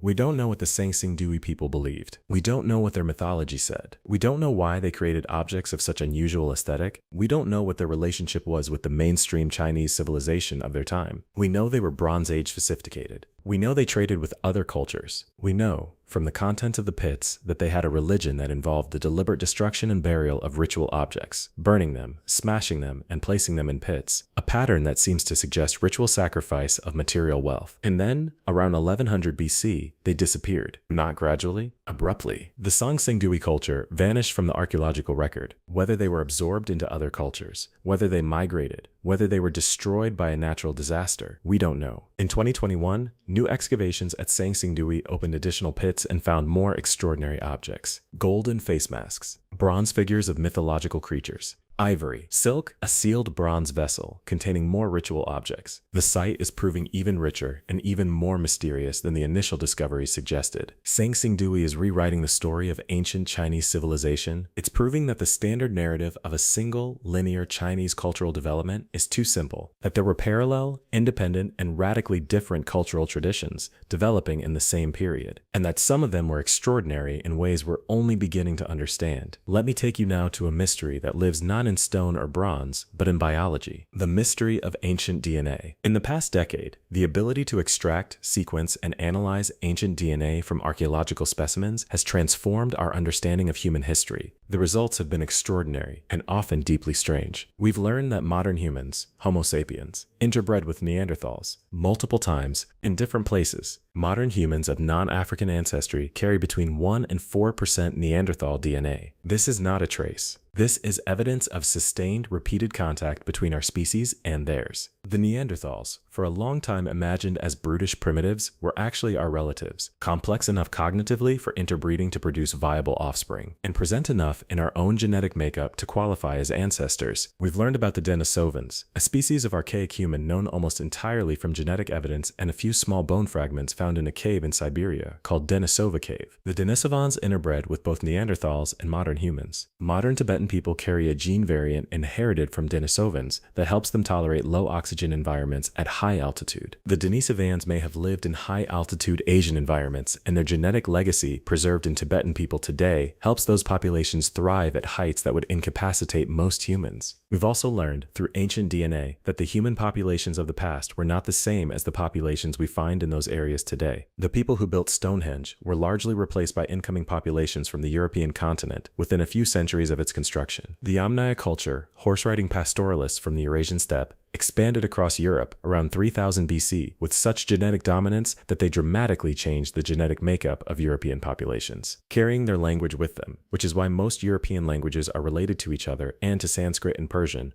all of them descended from the Proto-Indo-European language of the steppe. And perhaps most surprisingly, ancient DNA has revealed a ghost population in South Asian prehistory, a population that contributed significantly to the genetic makeup of South Asians but left no other archaeological trace we've yet identified. Ancient DNA is like reading a parallel history of humanity, a history written not in texts or monuments, but in the molecules of the dead. And what it's telling us, consistently, is that the human past was far more mobile, far more complex, and far more interconnected than we imagined. That populations moved, mixed, replaced, and absorbed each other in ways that the traditional archaeological and historical record only partially captures, and that there are chapters of human prehistory that we are only now, for the first time, beginning to read. I want to talk about a mystery that has haunted the scientific community for decades: the WOW signal. On August 15, 1977, a radio astronomer named Jerry Amen was working on a SETI, Search for Extraterrestrial Intelligence project at the Big Ear Radio Telescope at Ohio State University. He was reviewing a computer printout of radio signals the telescope had received, and he came across a sequence of numbers and letters that represented a signal of extraordinary intensity, lasting approximately 72 seconds and originating from the direction of the constellation Sagittarius. Amen circled it in red pen and wrote "WOW" in the margin, hence the name. The WOW signal had characteristics that matched what scientists would expect from an alien signal. It was narrowband, concentrated in a very specific radio frequency. It was at or near the 1420 MHz hydrogen line, a frequency that scientists had long theorized would be chosen for interstellar communication because hydrogen is the most common element in the universe, and any technologically capable civilization would presumably know its radio frequency. It was 30 times stronger than the background noise, and it came from deep space, not from Earth. The signal was never detected again. Despite thousands of hours of observation directed at the same area of sky over the following decades, the WOW signal has never repeated. What caused it? The conventional scientific explanation, proposed in 2017, is that the signal was produced by a comet, or a pair of comets passing through the field of view of the telescope, with hydrogen clouds surrounding the comets producing a brief, intense signal at the hydrogen line. Some researchers were persuaded. Others were not. Critics of the comet explanation note that comets are not known to produce signals with the specific characteristics of the WOW signal, that the signal's profile matches the expected signature of a point source in space, not an extended one like a comet, that the two comets identified as candidates were not, as far as can be determined, in the right position at the right time. The WOW signal remains unexplained to the satisfaction of most researchers who have studied it carefully, and it remains, almost 50 years later, the strongest candidate for a signal of non-terrestrial intelligent origin ever detected. We don't know what it was. We don't know where it came from. We don't know if it will ever recur. But for 72 seconds, something out there in the direction of Sagittarius spoke on the frequency of the most common element in the universe. And nobody has ever been able to say definitively what that something was. Let's go back to ancient engineering, because I want to talk about Roman concrete and why it's one of the most consequential ancient mysteries for the modern world. The Romans were extraordinary engineers. Their roads, their aqueducts, their amphitheaters, their baths, their harbors. 2,000 years later, Roman infrastructure still stands, still functions in some cases, and still astonishes engineers with its durability. But nothing the Romans built is as mysterious as their marine concrete. Roman marine concrete, used in harbor construction, was poured underwater to create breakwaters and harbor structures. And those structures, the ones that haven't been deliberately repeatedly demolished or quarried for materials, are still standing. After 2,000 years of wave action, saltwater, storms, and biological colonization, they're not just standing. In some cases, they're stronger than they were when they were first built. Modern concrete, which we consider a major engineering achievement, begins to degrade in saltwater within decades. It cracks. Seawater penetrates the cracks. The reinforcing steel inside corrodes. The concrete fails. Roman marine concrete does the opposite. When seawater permeates the structure, it reacts with the volcanic ash in the concrete mix, a specific type of ash called pozzolana from the volcanic regions around Rome. The reaction between the seawater, the lime, and the pozzolana produces a mineral called tobermorite, which actually fills the microscopic cracks in the concrete, making it stronger over time. Roman marine concrete self-heals. It gets stronger with age. Modern concrete gets weaker. The Romans figured out, empirically, through observation and experimentation, a concrete formula that is chemically superior to what we use today. And then the recipe was lost. For centuries, we thought we had improved on ancient concrete. We poured concrete that was stronger on initial tests, faster to set, more uniform in composition. But we didn't know that we'd lost the long game, because Roman concrete wasn't measured in days or years. It was measured in centuries, and when you measure in centuries, Roman concrete wins. Modern materials scientists have now identified the chemical basis for Roman marine concrete's durability, and there are efforts underway to develop modern analogs that replicate the self-healing properties using volcanic ash, an ancient technology lost for centuries, rediscovered by analyzing 2,000-year-old harbor walls. There's something both beautiful and humbling about that. That in our search for better, stronger, more advanced materials, we circled back to the ocean floor and asked a 2,000-year-old breakwater to teach us its secret.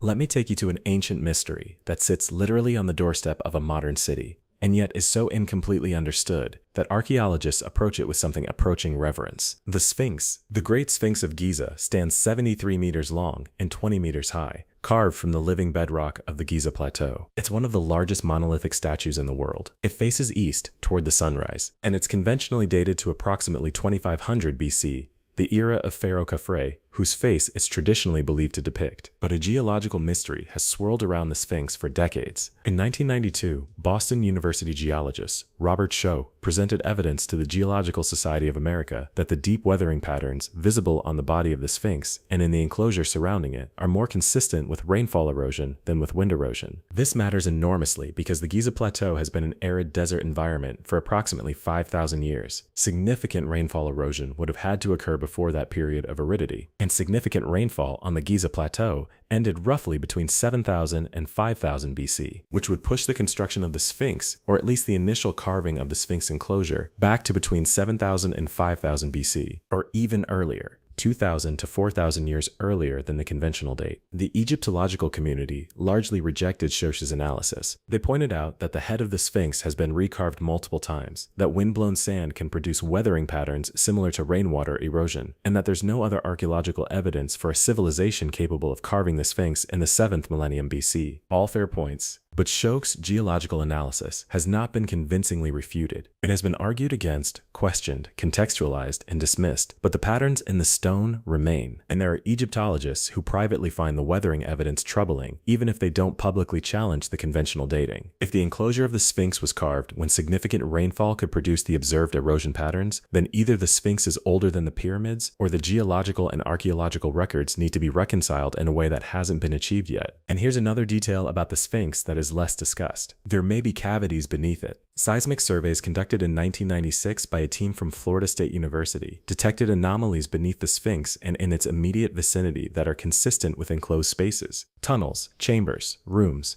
The Egyptian authorities have not permitted further investigation of these anomalies. Whether that's because they don't believe the anomalies are significant, or for other reasons, the surveys were done, the anomalies were detected, and they have not been explored. There may be chambers under the Sphinx that have been sealed for thousands of years, and we don't know what's in them. Let's talk now about a mystery that is hiding in plain sight in every human culture on Earth. The mystery of why we dream. Dreams are one of the most universal human experiences. Everyone dreams. Every culture has attributed meaning to dreams. Every ancient civilization had systems of dream interpretation. And the ancient world's relationship with dreaming was more complex, more sophisticated, and more central to daily life than we typically acknowledge. The Greeks had specific temples called dream incubation temples, where the sick would sleep in the sacred space in order to receive healing dreams sent by the god Asclepius. The temples of Epidaurus, Pergamon, and Kos were centers of medical medical practice where sleeping and dreaming was a formal component of treatment. Patients would sleep in the sanctuary after ritual preparation, and in the morning, priests would interpret their dreams and prescribe treatment based on what the dream indicated. This sounds to modern ears like superstition, but consider what sleep and dreaming actually do. We know now that sleep is when the brain consolidates memories and processes emotional experiences. We know that dream sleep,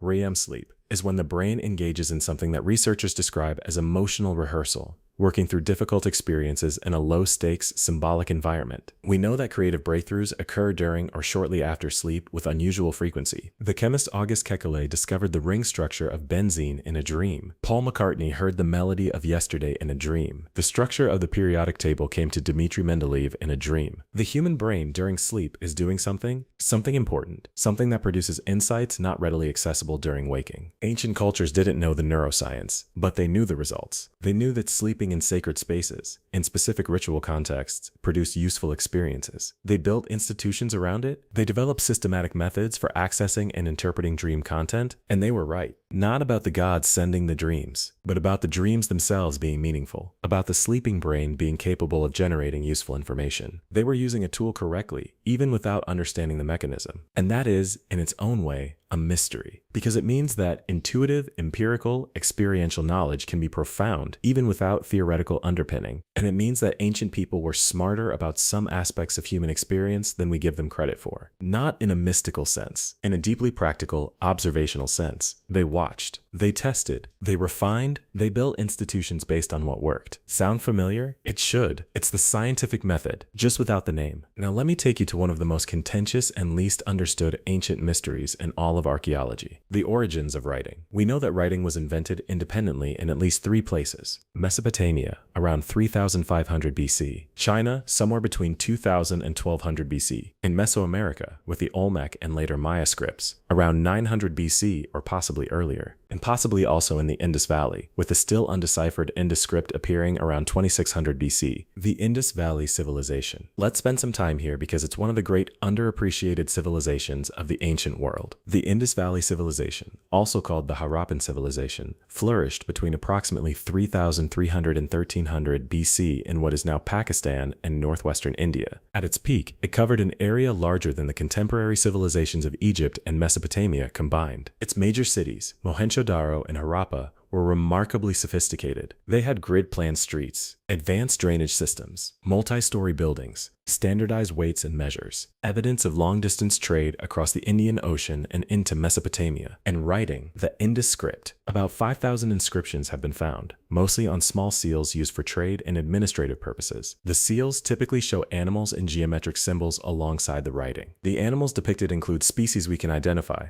like bulls, elephants, and rhinoceroses, alongside mythological creatures that appear to have symbolic significance. And the script has never been deciphered, not even close. Despite decades of effort by linguists, cryptographers, and computer scientists, the challenges are formidable. The inscriptions are short, averaging only 5 symbols. We don't know what language the Indus people spoke. We have no bilingual text, no Rosetta Stone equivalent to anchor the decipherment, and the script may not even encode language in the way we typically think of writing. Some researchers have proposed that the Indus script is not full writing at all, but a proto-writing system, a set of symbols that carry meaning without necessarily encoding the grammar and syntax of a spoken language. Others believe it does encode a full language, probably ancestral to the Dravidian language family still spoken in southern India today. If the Indus script could be deciphered, it would open a window into one of the ancient world's great civilizations. We'd learn about their religion, their mythology, their economy, their politics, their view of the cosmos. We'd learn who they were. Right now, we know a surprising amount about how the Indus people lived, but almost nothing about what they believed or what they called themselves. They left us their cities, their seals, their art, but not their words, at least not in any form we can yet read. And that silence, that gap between the material record and the textual one, is one of the most tantalizing absences in all of ancient history. Let me tell you about something that was found in the Egyptian desert that technically shouldn't exist. In 1996, a geologist named Vincenzo de Michele was examining objects in the collection of the Egyptian Museum in Cairo. He came across a large carved green scarab,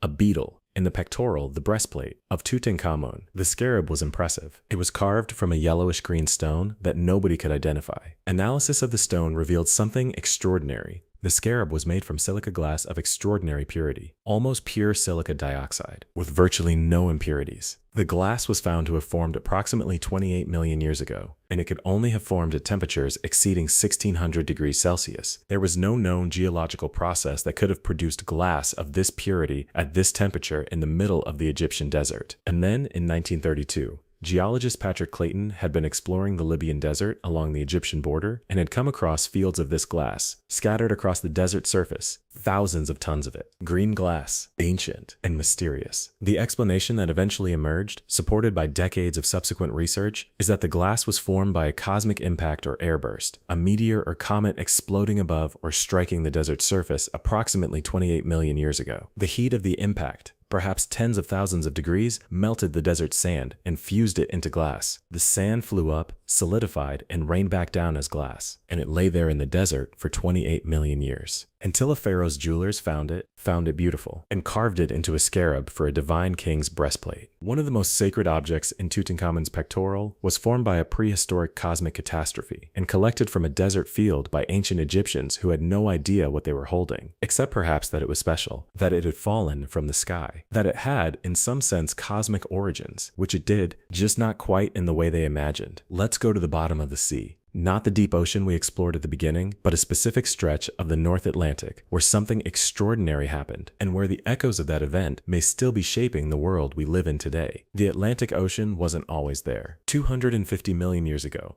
all the land on Earth was gathered into a single supercontinent called Pangaea. The Atlantic Ocean didn't exist. Where it now sits, there was land, or in some places, inland sea, and then Pangaea began to break apart. Over millions of years, the continents drifted to their current positions. The Atlantic Ocean opened, and as it opened, the coastlines that faced each other, the eastern coast of the Americas and the western coast of Europe and Africa, retain the shapes of the original break, which is why if you look at a map, the eastern coast of South America and the western coast of Africa look like puzzle pieces that fit together, because they used to be one piece. This is now settled science. Plate tectonics is one of the most thoroughly confirmed theories in earth science. But in 1915, when Alfred Wegener first proposed the idea of continental drift, the scientific establishment rejected it completely. The idea that continents could move was considered absurd. Wegener spent decades presenting evidence, the matching coastlines, the matching geological formations on opposite sides of the Atlantic, the matching fossil record, plant and animal species on different continents that were clearly related, and was repeatedly dismissed. After his death in 1930, his theory was still considered fringe. It wasn't until the 1950s and 60s, with the discovery of seafloor spreading and the understanding of plate tectonics, that Wegener was vindicated. What's the mystery here? The mystery is epistemic. It's a case study in how science resists revolutionary ideas, how the institutional momentum of existing paradigms can override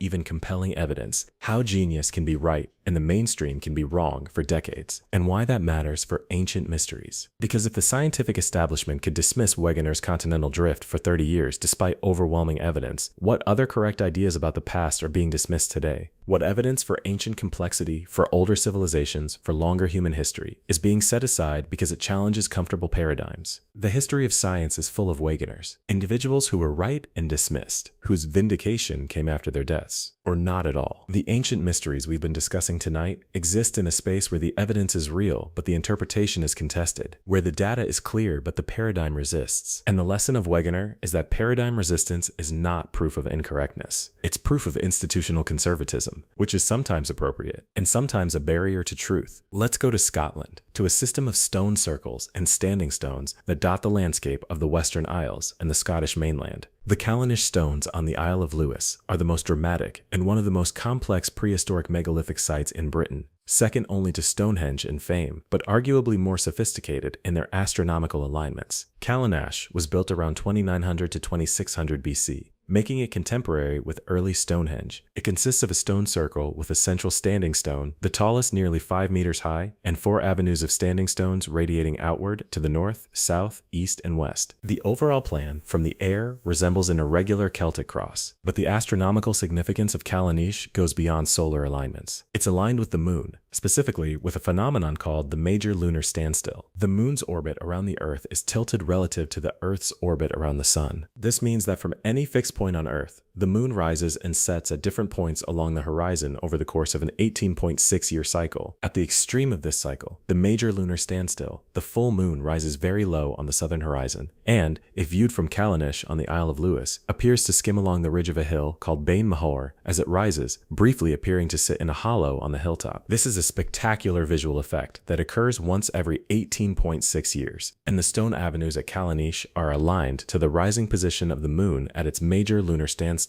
The builders of Callanish tracked a 19-year astronomical cycle and built a monument to mark it, a cycle they would have needed to observe for at least one full period, 18.5 years, before being able to predict the next one. And then they quarried, transported, and erected standing stones weighing up to 5 tons to mark that observation. That requires something we don't often attribute to Neolithic people: institutional memory, a mechanism for transmitting detailed astronomical observations across at least one generation. Not just the observation, but the importance of the observation. The understanding that in 18.5 years, you need to watch this particular hilltop, at this particular time of the year, at this particular time of the night. Someone taught that knowledge to someone else, and that someone else built a monument to record it so it would never be forgotten. 5,000 years later, on a cold, clear night in the Western Isles, the moon still rises over Bain Mahor, still skims the ridge, still for a moment appears to rest in the hollow of the hill. Just as it did when the builders of Callanish first watched it happen and decided 5,000 years ago that this moment was too important to lose. Let me take you now to a very specific place in Peru.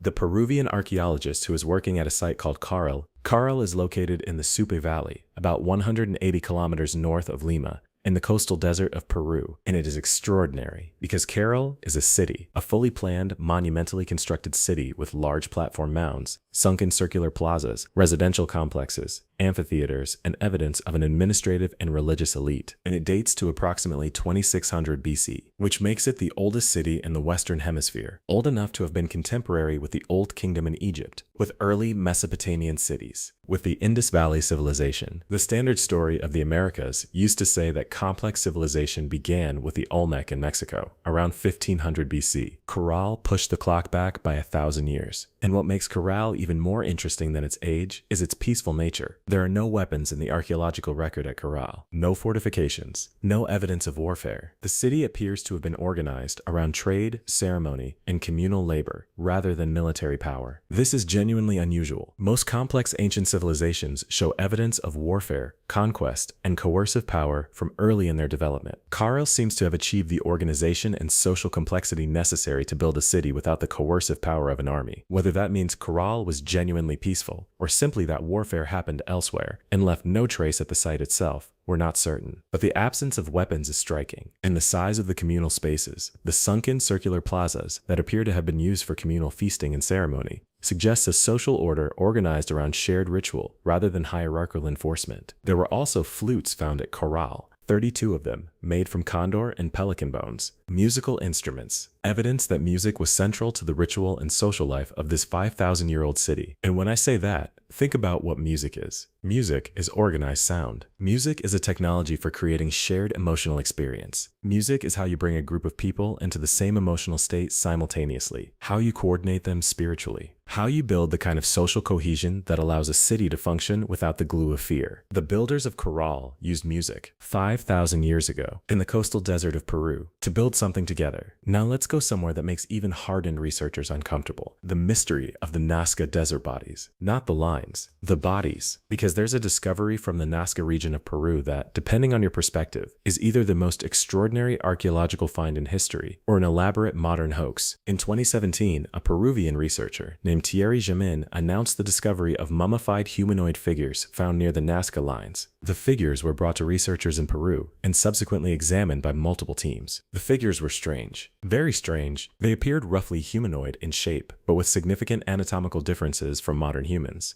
3-fingered hands, 3-toed feet, elongated skulls, bodies showing signs of mummification, and CT scans appeared to show internal skeletal structure. Jamin and some of his colleagues proposed that the figures were genuine biological entities, not human, of unknown origin. Photographs were published, videos were made, and the world went into a frenzy. The scientific mainstream reacted with profound skepticism. Paleontologists and forensic anthropologists pointed out that the figures showed characteristics consistent with deliberate manipulation, with bones clones from different sources assembled to create a false entity. DNA analysis results were ambiguous and disputed. The Peruvian government's Ministry of Culture officially declared that the figures were pre-Columbian modified human remains, not a new species. The Nazca mummies remain deeply controversial. Most mainstream scientists consider them a hoax. The researchers who presented them stand by their claims. But here's the thing about this controversy that matters for our broader exploration of ancient mysteries tonight. It's a perfect example of the epistemological challenge at the heart of ancient mysteries. How do we evaluate claims that fall outside established frameworks? The automatic mainstream response to anomalous claims is dismissal. The automatic fringe response is credulity. Neither serves the truth well. Careful, methodical, transparent investigation serves the truth. And in the case of the Nazca figures, the investigation has not been transparent, the access has not been open, and the results have not been reproducible, which is why most scientists treat them as fraudulent. Not because scientists are closed-minded, but because the evidence as presented doesn't meet the standards of scientific verification. Science works when it's public, when it's reproducible, when the evidence can be independently examined. Ancient mysteries work best when they're approached the same way, not with reflexive dismissal, not with eager credulity, but with patient, methodical, open-minded scrutiny. Hold the anomaly. Resist the urge to resolve it prematurely in either direction, and keep looking. I want to talk about mathematics, because one of the most profound ancient mysteries is hiding in the arithmetic of ancient cultures. The ancient Babylonians had a sophisticated mathematical system based on base 60, which is why we still divide an hour into 60 minutes and a minute into 60 seconds. They developed what we call the Pythagorean theorem more than 1,000 years before Pythagoras was born. They had a sophisticated understanding of square roots and the approximation of irrational numbers. And on a clay tablet called Plimpton 322, discovered in southern Iraq and dating to approximately 1800 BC, they recorded a list of Pythagorean triples, pairs of numbers that form right triangles, in a systematic way that some researchers believe represents a form of proto-trigonometry. Not just individual examples of the relationship, but a systematic table that could be used to calculate trigonometric functions. If that interpretation is correct, Babylonian mathematicians developed a form of trigonometry 3,800 years ago, more than 1,000 years before the Greeks developed their version. And the Babylonian version, based on exact fractions rather than the approximate decimals of modern trigonometry, may actually be more computationally elegant for certain applications. The ancient Egyptian Rind mathematical papyrus, dating to approximately 1550 BC, shows a sophisticated understanding of fractions, ratios, proportions, and practical geometry. The calculations for pyramid construction, for example, required understanding the relationship between height, base, and slope angle with great precision. The ancient Indians, in the Vedic Sulba Sutras dating to approximately 800 BC, described the construction of ritual fire altars using geometric principles, including what we'd now call the Pythagorean theorem. In the Vedic text, the Sulba Sutras contains approximations of the square root of 2 that are accurate to 5 decimal places. 2,800 years ago, in the Vedic period, without a calculator, without modern notation, without algebraic symbolism, working in purely geometric terms, ancient Indian mathematicians calculated the square root of 2 to 5 decimal places. The sophistication of ancient mathematics is consistently underestimated in popular history. We tend to imagine ancient people doing simple counting and basic addition, but the evidence shows astronomical calculation, sophisticated geometry, early algebra, and proto-trigonometry in cultures across the ancient world, often independently, which raises the question of whether mathematical insight is somehow universal, whether the human brain, confronted with the same practical problems of astronomy, architecture, and commerce,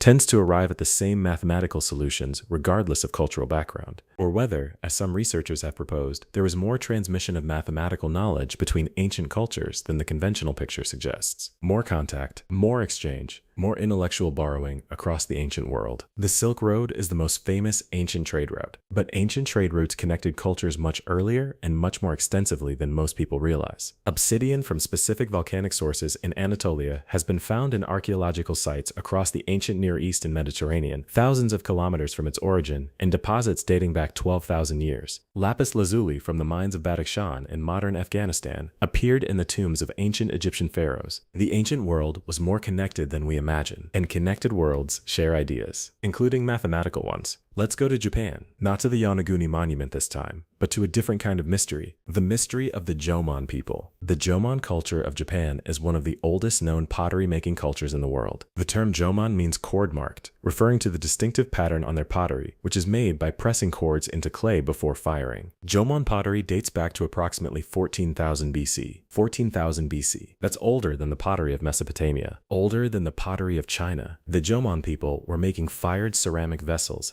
16,000 years ago, and they were hunter-gatherers, not farmers. That's important because we tend to assume that pottery making requires settled agricultural communities, that you need to stay in one place with a stable food supply before you have the time and incentive to develop ceramic technology. But the Jomon people were mobile, seasonally moving hunter-gatherers, and they had pottery. In fact, the current evidence suggests pottery was invented multiple times independently by hunter-gatherer cultures before it became associated with farming cultures. In Japan, in China, in Siberia, in West Africa, hunter-gatherers with pottery, which means our assumption that pottery requires farming is wrong. And if that assumption is wrong, what other assumptions about the relationship between lifestyle and technology level are wrong? The Jomon culture also produced remarkable art. Clay figurines called dogu, often depicting female figures with elaborate patterning and sometimes with unusual features, goggle-like eyes, disproportionate bodies, stylized limbs. The dogu figurines have been interpreted as fertility figures, as representations of deities, as healing aids, and as ritual objects broken deliberately as part of ceremonies. We don't know. We can't ask the Jomon people, but their art is sophisticated, distinctive, and deeply strange by any aesthetic standard. And it was being made while much of the world was still in the depth of the last ice age. The Jomon people survived the Younger Dryas cold period. They survived the warming. They survived the sea level rise that dramatically changed the geography of the Japanese archipelago. They persisted for an extraordinary span of time, roughly 14,000 years of cultural continuity. That's remarkable. No culture in the modern world can claim anything approaching 14,000 years of cultural continuity. And at the end of that long, deep history, they were largely replaced by incoming rice farmers from continental East Asia, the ancestors of the majority of modern Japanese people. But the Jomon legacy persists. Modern Japanese people carry some Jomon ancestry,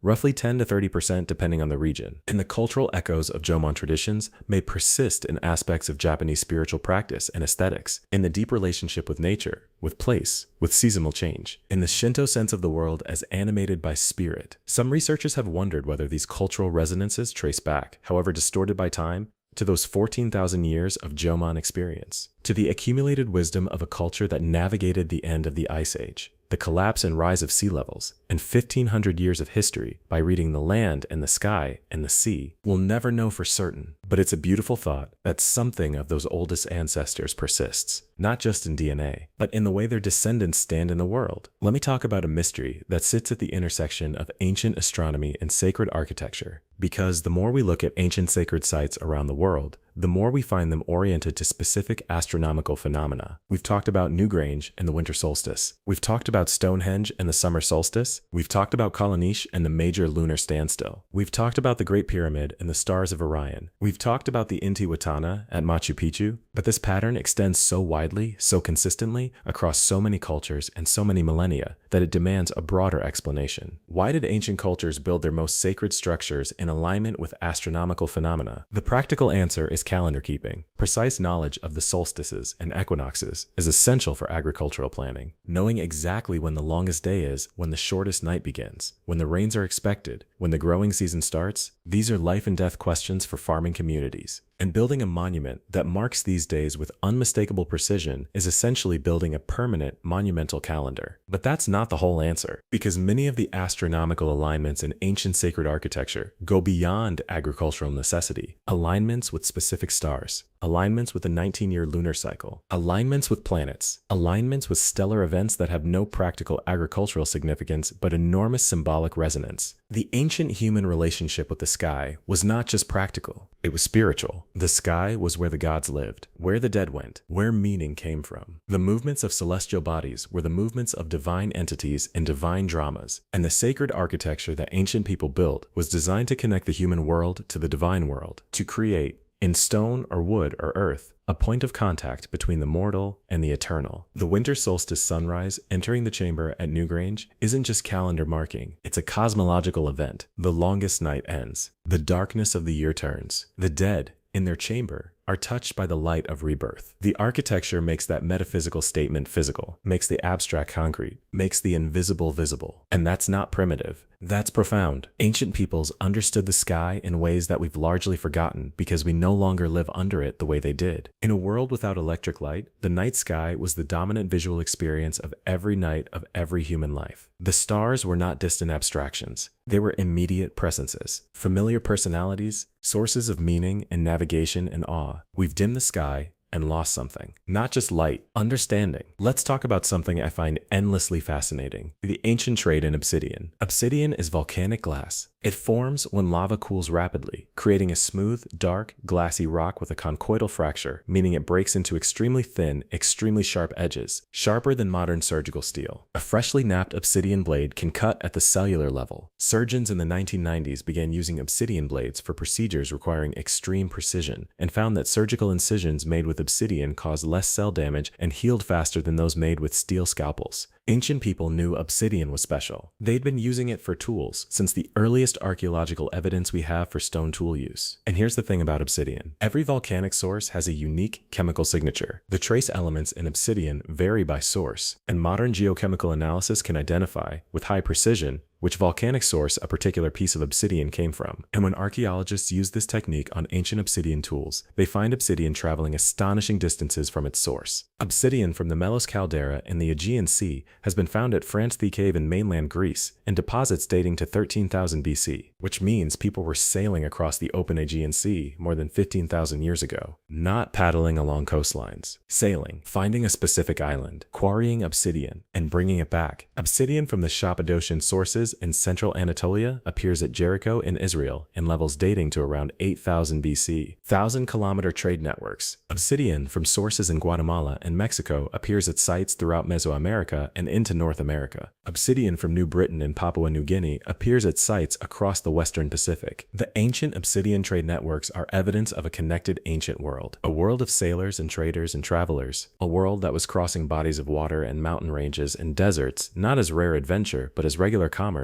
thousands of years before we typically imagine ancient peoples had the capability. The obsidian tells us the chemistry doesn't lie. People were out there, moving, trading, sailing, long before our history books say they should have been. Let me take you to Ethiopia, because the ancient mysteries of Africa deserve more attention than they typically receive in Western narratives of ancient history. The ancient city of Aksum was the capital of the Aksumite Empire, one of the great trading empires of the ancient world. At its peak, between roughly 100 and 700 AD, Aksum controlled trade routes between the Mediterranean, Arabia, India, and the African interior. It was one of the four great powers of the late antique world, along with Rome, Persia, and China, and it built monuments of extraordinary ambition. The Stele of Aksum, obelisks carved from single pieces of granite, some of them of breathtaking height. The tallest stele, now fallen, would have been approximately 33 meters tall and weighed an estimated 520 tons. 520 tons, a single stone, standing 33 meters tall. How was it raised? We don't know. The engineering required to quarry, transport, and erect a 520-ton stone obelisk has never been fully explained. The currently standing obelisk of Aksum is about 24 meters tall and weighs around 160 tons. It was taken by Italian forces in 1937 as war booty and stood in Rome for decades before being returned to Ethiopia in 2005. When it was returned, it had to be disassembled into 3 pieces for transport. Because no modern aircraft or ship could carry a 160-ton single piece of stone, the ancient Aksumites, without modern equipment, managed somehow to stand these stones upright, including stones more than 3 times heavier than the one that had to be disassembled for modern transport. The knowledge of how they did it is gone, as so much engineering knowledge from the ancient world is gone, lost in the collapses and conquests and extinctions of civilizations, but the stones remain, standing in the city of Aksum in northern Ethiopia, still pointing at the sky, still defying easy explanation, still testimony to an empire that once stood at the center of the ancient world and has been largely forgotten by mainstream historical consciousness. Now I want to explore something that lives in the overlap between ancient mystery and modern physics: the mystery of time. Not time as we experience it daily, but time as physics describes it, because some of the most baffling ancient mysteries touch on questions about the nature of reality that modern physics is still wrestling with. Einstein showed us that time is not absolute. That time passes at different rates depending on velocity and gravitational field. That time and space are woven together into a 4-dimensional fabric called spacetime. That the past, present, and future are all equally real parts of spacetime. The block universe interpretation of relativity suggests that all moments in time exist simultaneously, that the flow of time we experience is a feature of our consciousness rather than a fundamental feature of reality. Meanwhile, quantum mechanics describes a universe of fundamental uncertainty where particles exist in superpositions of multiple states simultaneously until observed, where the act of measurement affects what is measured, where particles can be entangled across arbitrary distances with the state of one instantly correlated with the state of the other.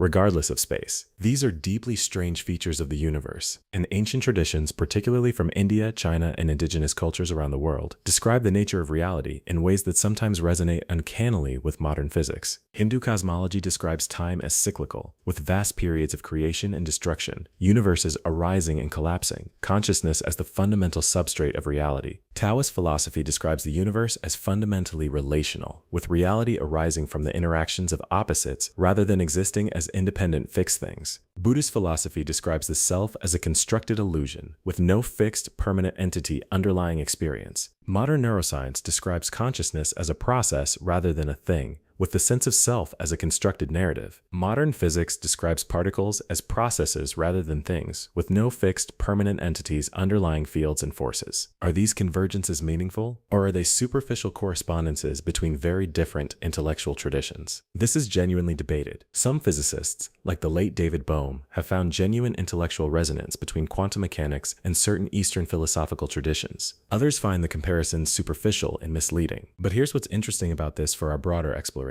Ancient human beings, meditating, contemplating, observing the world with extreme care, arrived at descriptions of reality that in some ways anticipated the discoveries of modern physics. Not because they had particle accelerators or equations, but because deep observation and careful thought are, apparently, capable of generating genuine insight about the nature of reality, even without instruments, even without mathematics. Even 12,000 years ago, the human mind, turned with sufficient care and attention on the problem of reality, can see things that are there. And that, perhaps, is the most profound ancient mystery of all. Not the stones, not the alignments, not the maps, but the minds. The fact that the same minds that built Göbekli Tepe and Machu Picchu and the Iron Pillar of Delhi were also contemplating consciousness and time and the nature of the self, and arriving at conclusions that we're still debating, still refining, still not sure we've gotten right. Let's go to Mexico, because the Maya deserve their own extensive treatment, and most discussions don't give them enough. The Maya civilization was one of the most remarkable in the ancient world. At its peak, the Maya lowlands of Guatemala, Belize, southern Mexico, and Honduras supported a network of dozens of city-states, each with its own king, its own ceremonial center, its own monuments. The total Maya population at the peak of the Classic period, roughly 250 to 900 AD, has been estimated at somewhere between 10 and 20 million people. And the Maya produced achievements in astronomy, mathematics, writing, architecture, and art that still astonish researchers. Let's start with the calendar. The Maya calendar system is extraordinarily sophisticated. They used multiple interlocking calendar systems simultaneously: a 365-day solar year, the Hab, a 260-day ritual calendar, the Solkan, and a long count calendar that tracked time in units going back to a mythological starting date approximately 5,125 years before the Classic period. The intersection of these calendar systems produced cycles of time that the Maya tracked and used to understand history, prophecy, and the nature of time itself, and their astronomical observations were extraordinary. Maya astronomers tracked the orbit of Venus with astonishing precision. They knew that Venus completes almost exactly 5 synodic cycles, the period from morning star to evening star and back, in almost exactly 8 Earth years. And they used this relationship to create a Venus table in the Dresden Codex, one of the only surviving Maya books that predicted Venus's appearances for centuries with an accuracy better than 1 day in 500 years. Better than 1 day in 500 years. Without telescopes, without clocks, without algebraic notation, through sustained, careful, dedicated observation, recorded in a calendar system of extraordinary precision. The Maya were also observing solar and lunar eclipses, and had developed a table for predicting them. The Dresden Codex contains an eclipse prediction table that identified the pattern of eclipse seasons with enough accuracy to predict when eclipses would occur. And all of this astronomical knowledge was embedded in a sophisticated writing system, the only fully developed logosyllabic writing system in the pre-Columbian Americas, capable of recording any grammatical construction in the spoken Maya language. The decipherment of Maya writing, which was essentially completed in the last decades of the 20th century,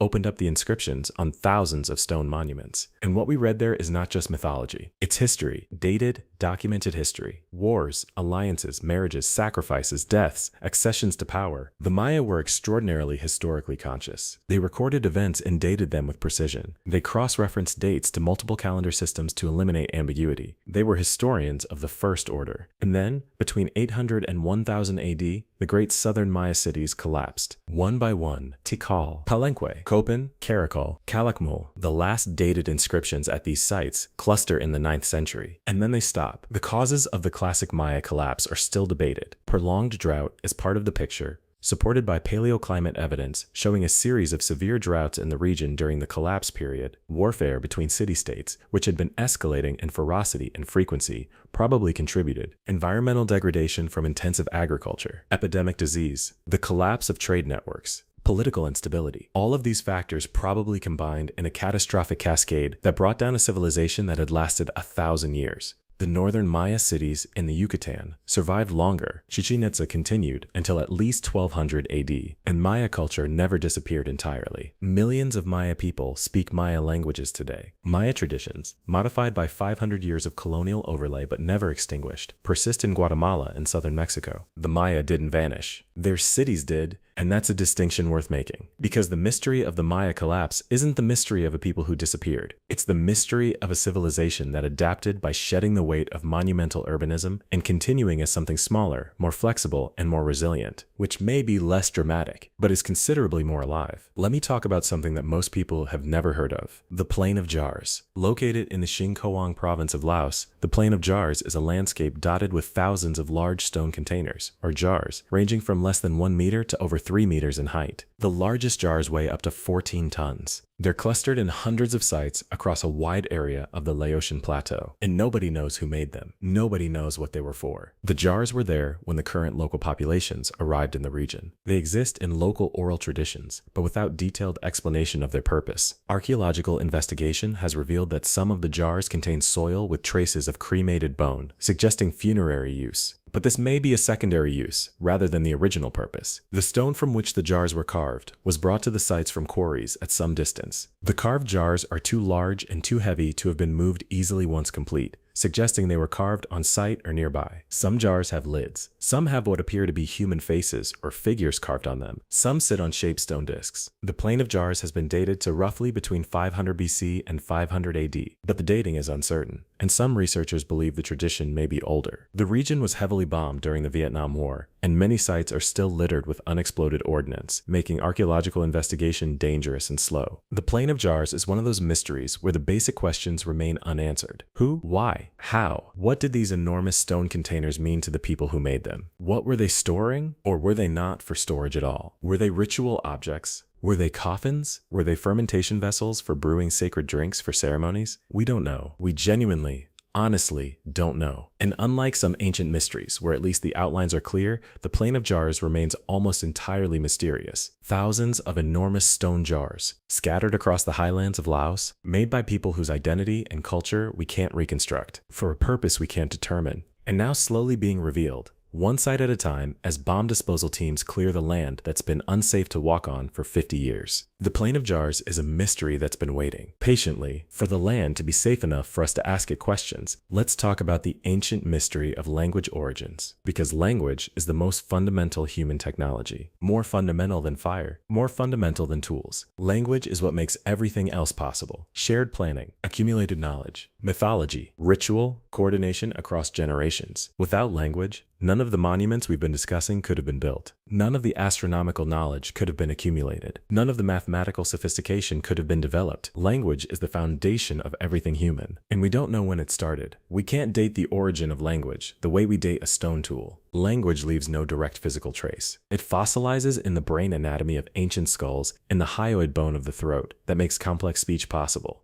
in the genetic sequences associated with the FOX2 gene, which is implicated in human language ability. But these are indirect markers. They can tell us that the biological capacity for language was present. They can't tell us what the first sentence was, or when it was spoken, or even approximately when human language became sufficiently complex to coordinate the building of a monument like Göbekli Tepe. The current best estimates place the origin of human language somewhere between 100,000 and 1 million years ago. That's a range of 900,000 years, which tells you how uncertain we are. What we do know is that when human language became complex enough to encode and transmit arbitrary information, everything changed. Culture became cumulative. Knowledge could be passed not just by imitation, but by instruction. History could be preserved, not just in objects, but in words. In the world of ideas, the inner world of meaning and myth and interpretation became something that could be shared. Language is what turns individual intelligence into collective intelligence. And collective intelligence is what built the pyramids and the temples and the stone circles and the ancient cities we've been visiting tonight. The mystery of language is the mystery of what made us human, and we are still a very long way from solving it. Let me take you to the bottom of a specific lake, Lake Titicaca. Sitting at 12,507 feet above sea level on the border between Peru and Bolivia,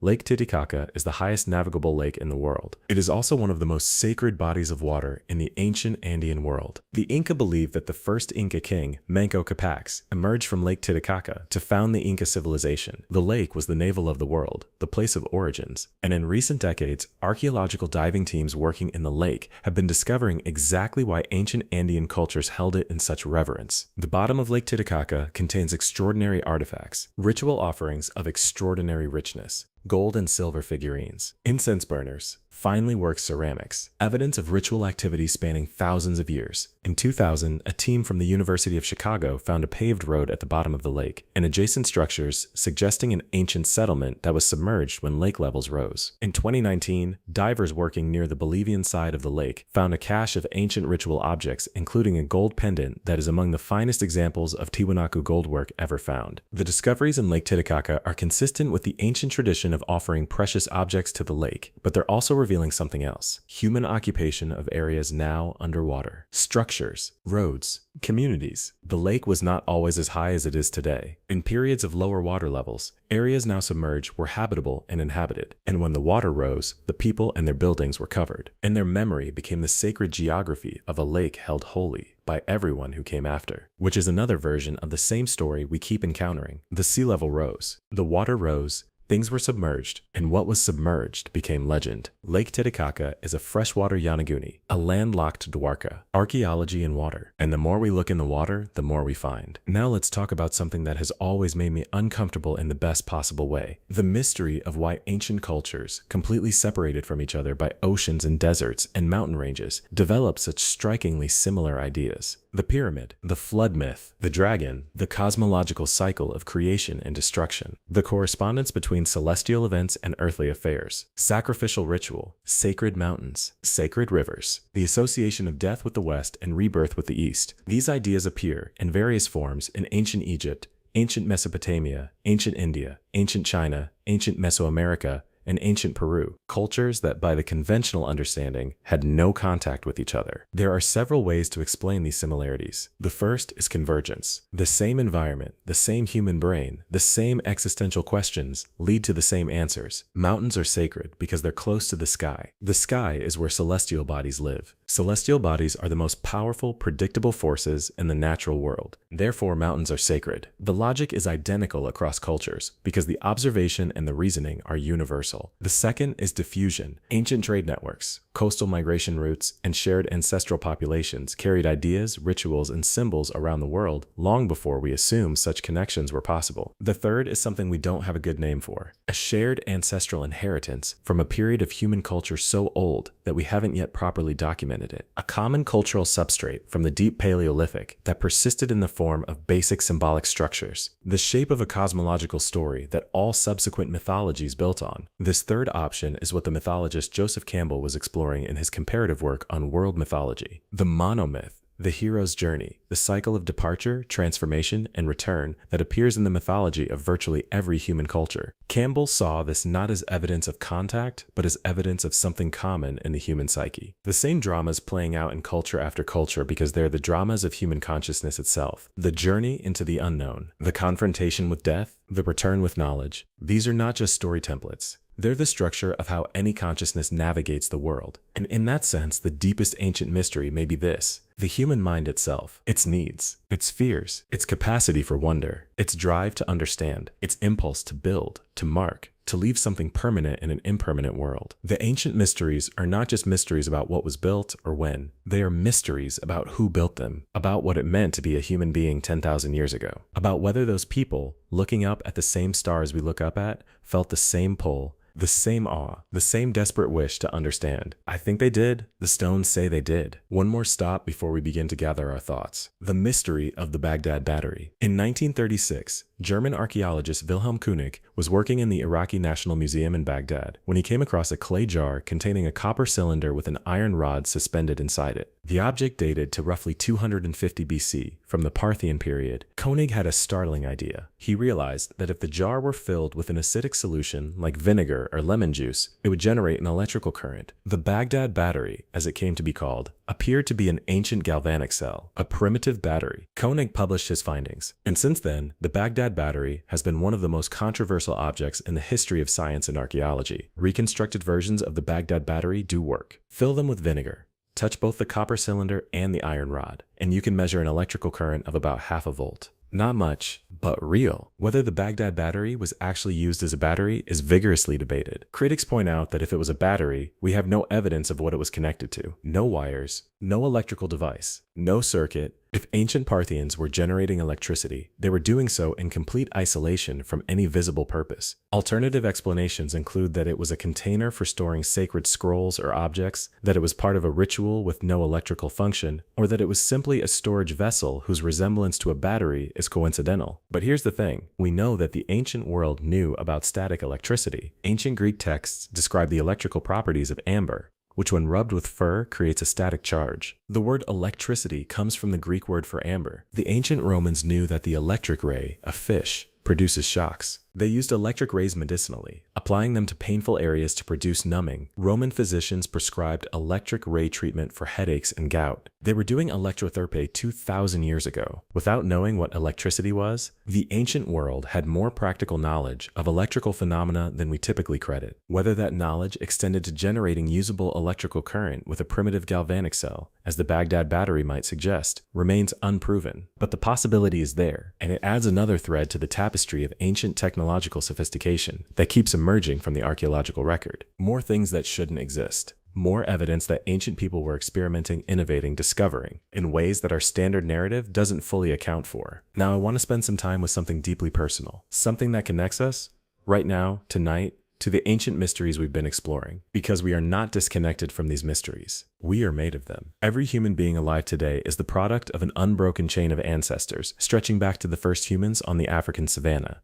hundreds of thousands of years ago, and before that to the first primates, and before that to the first mammals, and before that to the first vertebrates, and before that to the first cells. 4 billion years of unbroken biological continuity. Every single one of your ancestors survived long enough to have children. Everyone. Back to the beginning of life on Earth. You are the product of 4 billion years of successful survival. And somewhere in your line are people who may have stood in the Cappadocian underground cities, hiding from invaders. People who may have sailed the ancient obsidian trade routes. People who may have looked up at the stars from the Plain of Jars and wondered. People who stood at the edges of beaches as the sea level rose and watched the land their ancestors had lived on disappear beneath the waves. People who built things we can't explain because they knew things we've forgotten. You are the inheritor of all of that, not just genetically, culturally too. Every story you've ever been told traces back to stories older than writing. Every fear you have has roots in a world of genuine, constant, mortal danger. Every impulse of yours to build something beautiful, to mark your presence, to leave something that lasts, is an echo of the same impulse that raised the standing stones and carved the moai and aligned the pyramids with the stars. You are ancient, more ancient than you know. And the mysteries of the ancient world are not mysteries of a distant, disconnected past. They are mysteries of your own story. Chapters you haven't read yet, of a book you're already living in. I want to share something that I think is the most important idea in the exploration of ancient mysteries. It's the concept of the epistemological horizon. The epistemological horizon is the boundary of what we can know. Beyond it is genuine ignorance, not just information we haven't looked up. Real, fundamental ignorance. The things we can't know because the evidence is gone, or incomplete,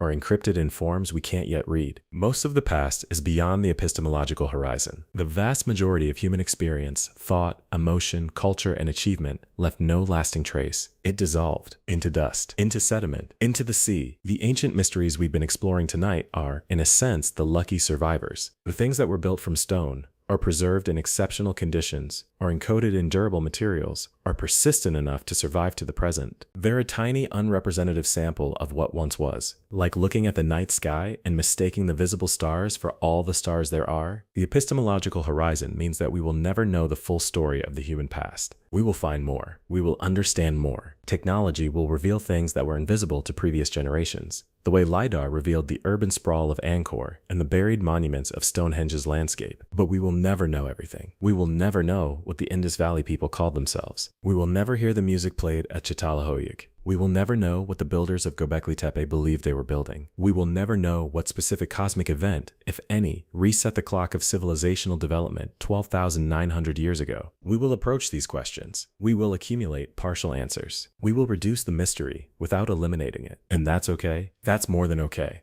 Because the mystery is not just an irritant. The mystery is an invitation to stay curious, to keep asking, to resist the premature closure of declaring that we know enough. The ancient mysteries are there to keep us humble about what we know, humble about the history we've been taught, humble about the capabilities of people who came before us, and humble about our assumptions regarding what's possible. Because the deepest lesson of the ancient mysteries is this: human beings have always been more capable than we think, more complex than we imagine, more creative, more sophisticated, more connected to each other, and more in love with the sky. Let me take you back one last time to the beginning of tonight's journey, to the question we started with.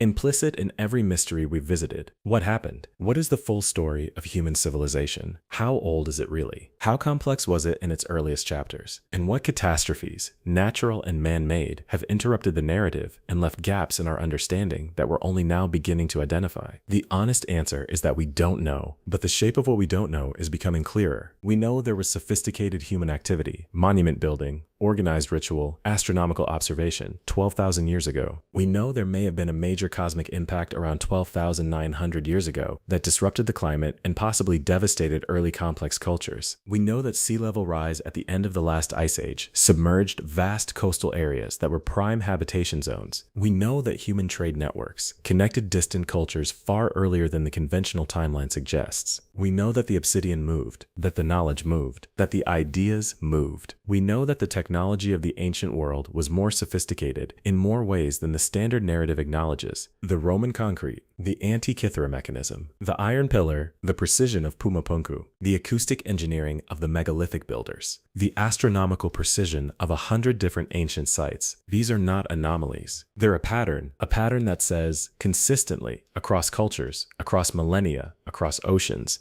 ancient people were not primitive. They were different. They were working with different tools, different knowledge structures, different relationships with their environment. But they were not less intelligent, not less creative, not less ambitious, and not less capable of extraordinary achievement. The ancient mysteries are not mysteries of what ancient people couldn't do. They're mysteries of what we don't understand about what they did. That's a crucial distinction, because it changes the question. The question isn't how could primitive people have built this? The question is, what did sophisticated, intelligent, creative, organized ancient people know that we've lost track of? And the answer to that question is ongoing, unfolding, season by season, site by site, tablet by tablet, bone by bone, genome by genome. The story of ancient human civilization is still being written. And every year, the story gets bigger, more complex, more surprising, more humbling, more beautiful. Before I let you go tonight, I want to revisit something we touched on early in this journey and never fully resolved. The question of who we are, not in the genetic or evolutionary sense, but in the deepest sense. The ancient mysteries we've explored tonight are not just mysteries of the past. They are mirrors. When you look at Göbekli Tepe, you see a mirror. You see human beings 12,000 years ago, building something monumental, not because it was practical, but because it was meaningful, because they felt compelled to mark their place in the cosmos with permanence. You have that impulse. We all have it. When you look at the Nazca lines, you see a mirror. You see human beings expending enormous effort to create something beautiful that they could barely see themselves. That was not for them in any practical sense, but that needed to exist. You know that feeling? The impulse to make something that matters even if nobody sees it? When you look at Newgrange, you see a mirror. You see human beings who lost people they loved, who put them in a special place, who engineered an event,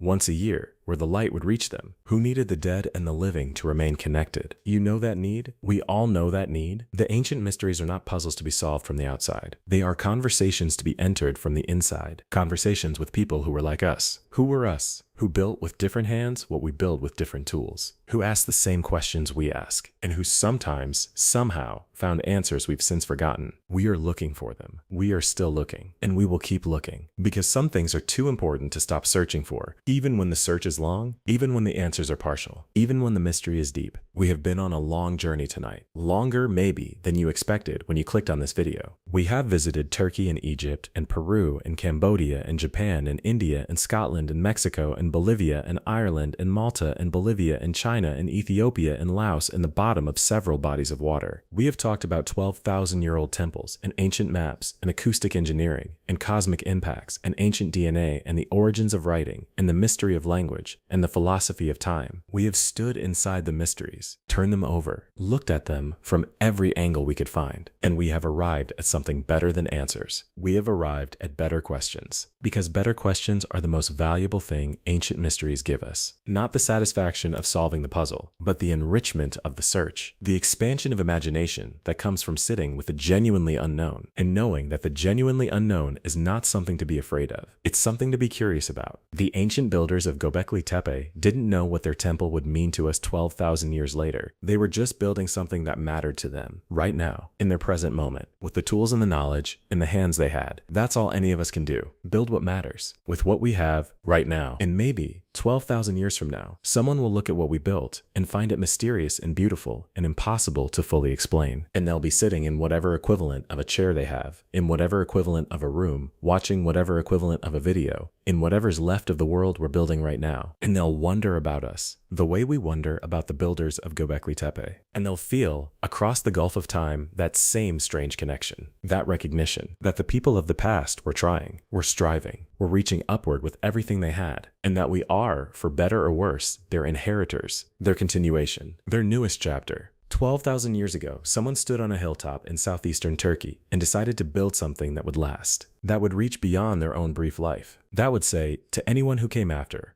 we were here, we mattered. We looked at the sky and we asked questions and we built beautiful things. Tonight, we have stood with them and heard them. We are here too. We are still asking. We are still looking at the sky. And if we're very lucky and very curious and very willing to admit how much we don't know, the ancient mysteries will keep giving us gifts. Not answers, necessarily, but gifts. The gift of wonder, the gift of humility, the gift of connection to all the human beings who came before us and built things they hoped would last. It's late wherever you are, or early, or somewhere in between. But before you go, before you close this out and return to the world, take one moment to look up, or think upward toward whatever sky hangs above you, and know that 12,000 years ago, someone stood under that same sky and wondered, just like you. Sleep well and keep wondering. That's what makes us human. And that's the oldest, most persistent, most beautiful mystery of all. Let's go deeper into the mystery of ancient Egypt, because Egypt is one of those civilizations that the more you look at it, the less you feel you understand it. The standard narrative of ancient Egypt is roughly this. A civilization emerged in the Nile Valley around 3100 BC. It unified under a single ruler. It built increasingly ambitious monuments. It rose and fell through 30 dynasties spread over 3,000 years. And it produced art, religion, science, and architecture of extraordinary quality and durability. All of this is true, but the standard narrative undersells the strangeness. The ancient Egyptians had a concept of time that was fundamentally different from ours. We think of time as linear, past, present, future, moving in one direction like a river. The ancient Egyptians thought of time as cyclical. They had two words for time that don't translate neatly into English. Nihe, cyclical time, the repetitive cycles of nature, the daily rising and setting of the sun, the annual flooding of the Nile, the perpetual return of the same. And Dijet, eternal, non-changing time, the unchanging permanence beneath the cycles, the eternal now of the divine. Their monuments were built to exist in Jet, to be so permanent that they transcended the cycles of Nihe, to connect the human world to the eternal. That's why the pyramids were built to last not just centuries, but eternities. The goal was not engineering for a human lifespan. The goal was engineering for the eternal. And by that standard,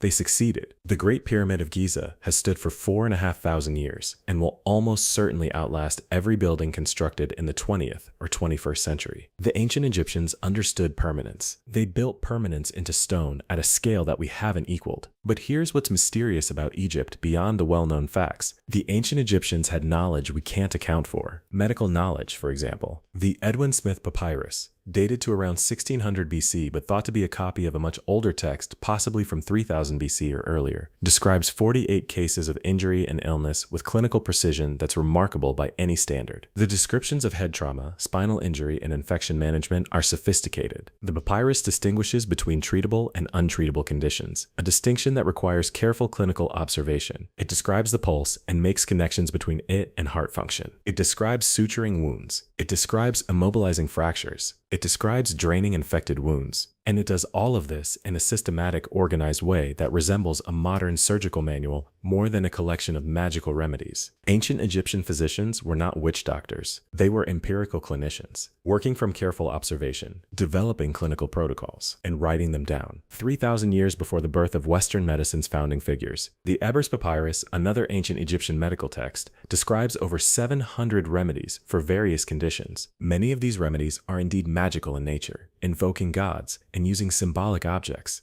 But many others are based on plant compounds, minerals, and procedures that we now understand to have genuine pharmacological effect. Honey, used extensively in Egyptian wound treatment, has genuine antibacterial properties. Willow bark, used for pain, contains salicylates, the precursor of aspirin. Castor oil, used as a laxative, works exactly as the Egyptians said it worked. The line between magic and medicine in ancient Egypt is not a line between superstition and science. It's a line between two different explanatory frameworks that were both being applied to the same set of observations. The observations were often right. The framework was culturally specific, and that's true to varying degrees of much of ancient knowledge. The framework is strange to us, but the underlying knowledge, earned through painful observation and careful testing, was often surprisingly accurate. What else did the ancient Egyptians know that we're still learning to appreciate? Let's explore something that modern science is only beginning to catch up to: the ancient understanding of the interconnectedness of the natural world. Indigenous ecological knowledge, sometimes called traditional ecological knowledge, or TEC, refers to the accumulated understanding of local ecosystems built up over generations by communities living closely with those ecosystems. And it is, in many documented cases, more detailed, more accurate, and more practically useful than the scientific understanding developed by outside researchers over much shorter timescales. The Aboriginal Australians, who have lived on the Australian continent for at least 65,000 years, possess an ecological knowledge of Australian fauna, flora, water sources, and seasonal patterns of extraordinary depth. Their system of fire management, burning specific areas at specific times to manage vegetation and maintain biodiversity, created the Australian landscape that European settlers found and mistook for wilderness. It wasn't wilderness. It was a garden, the managed landscape of a civilization that had been tending it for 65,000 years. When the Aboriginal fire management practices were disrupted by European colonization, the landscape changed. The fuel loads that had been managed by regular burning accumulated.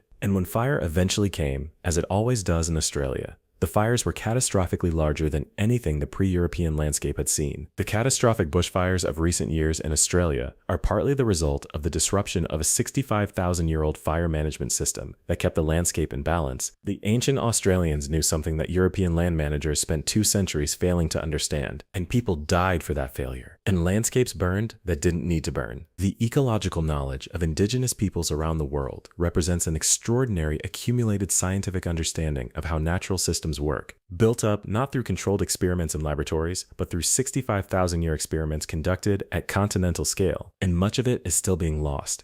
As elder knowledge keepers die, and their knowledge, encoded in languages dying faster than any recording project can capture, goes with them. This is an ancient mystery unfolding in real time, not in the past, right now. Knowledge systems that survived ice ages and continental flooding and civilizational collapse are being lost in our generation, and when they're gone, they're gone. We will never get them back. Let me tell you about a place in Bolivia that sits alongside Pumapunku in the category of ancient sites that don't fit our expectations. The site of Tiwanaku. Tiwanaku is the city of which Pumapunku was a ceremonial district, and its most famous surviving structure is the Gateway of the Sun. The Gateway of the Sun is a monolithic arch carved from a single block of andesite volcanic stone. The arch stands approximately 3 meters tall, 4 meters wide, and weighs approximately 10 tons. Carved into the lintel above the central doorway is an elaborately detailed figure, the central deity of the Tiwanaku religious tradition, sometimes called the staff god. The staff god holds two staffs, one in each hand. It has a headdress with sun rays terminating in circles and condor heads. It has a face from which tears fall in the form of condor heads. Its belt is decorated with puma heads, and on either side of it, carved in rows above and below, are 48 smaller figures, half of them with human faces and half with condor faces, all running toward the central deity. The carving is extraordinarily fine. The level of detail is remarkable for a culture without metal tools, and the iconography is rich and complex, a theological statement carved in stone that encodes an entire cosmological system in a single image. But the most mysterious thing about the Gateway of the Sun is its astronomical alignment. During the spring equinox, the sun rises directly in the center of the gateway. The first ray of equinox sunrise passes through the opening and illuminates the figure of the staff god at the center of the lintel. Once a year, the light finds the god, another engineered astronomical event, another ancient human choice to anchor their sacred architecture to the rhythm of the sky, another monument that works, still, after 1,500 years. And here's what's particularly strange about the Gateway of the Sun. It's cracked. There's a significant crack running across the lintel. The crack appears to predate the Spanish conquest. It may have been caused by an earthquake, and the gateway is not in its original position. Archaeological analysis suggests it was moved from its original location, possibly during a period of conflict or political disruption. When it was moved, it was repositioned slightly off its original alignment. The equinox alignment still works, but it's not quite as precise as it would have been in the original position. We're looking at a monument that was already broken and moved more than 1,000 years ago, and we're still reading its message, still learning from it, still finding it beautiful. Let's go to a specific and often overlooked ancient mystery in Northern Europe: the bog bodies. The peat bogs of Northern Europe,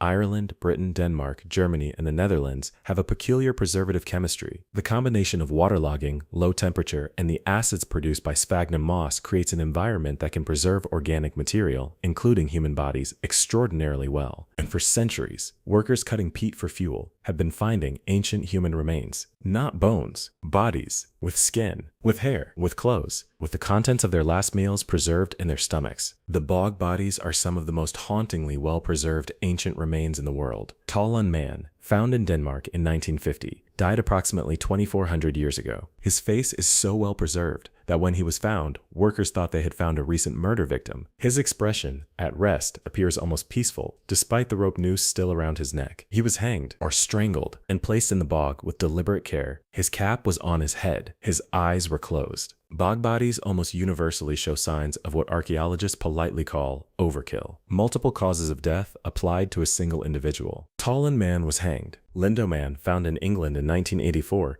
was struck on the head, had his throat cut, and was strangled before being placed in the bog. Grabal Man, another Danish bog body, had his throat cut so deeply it was nearly a decapitation. The bog bodies appear to be sacrificial victims, people who were killed in elaborate, specific ways that suggest ritual significance. Triple death, the application of 3 different methods of killing, appears in several bog bodies and resonates with later Celtic and Germanic mythological traditions, in which the number 3 has profound sacred significance. The last meals of some bog bodies include specific combinations of plants, some of them with hallucinogenic properties, suggesting that the individuals may have been given sacred substances before their deaths. Were they willing participants? Were they chosen victims? Were they criminals or prisoners given a ritualized execution? Were they priests or kings going willingly to the other world as sacred sacrifice? We don't know. The bodies are eloquent. They are among the most intimate ancient human remains we possess. We can see their faces, their hair, their last meals, their wounds, but we cannot hear their voices. We cannot know their names. We cannot know whether they went to their deaths in fear or in ecstasy or in the resigned acceptance of someone who understood exactly what they were and what they were for. Talun Man is in a museum in Denmark. 2,400 years after he died,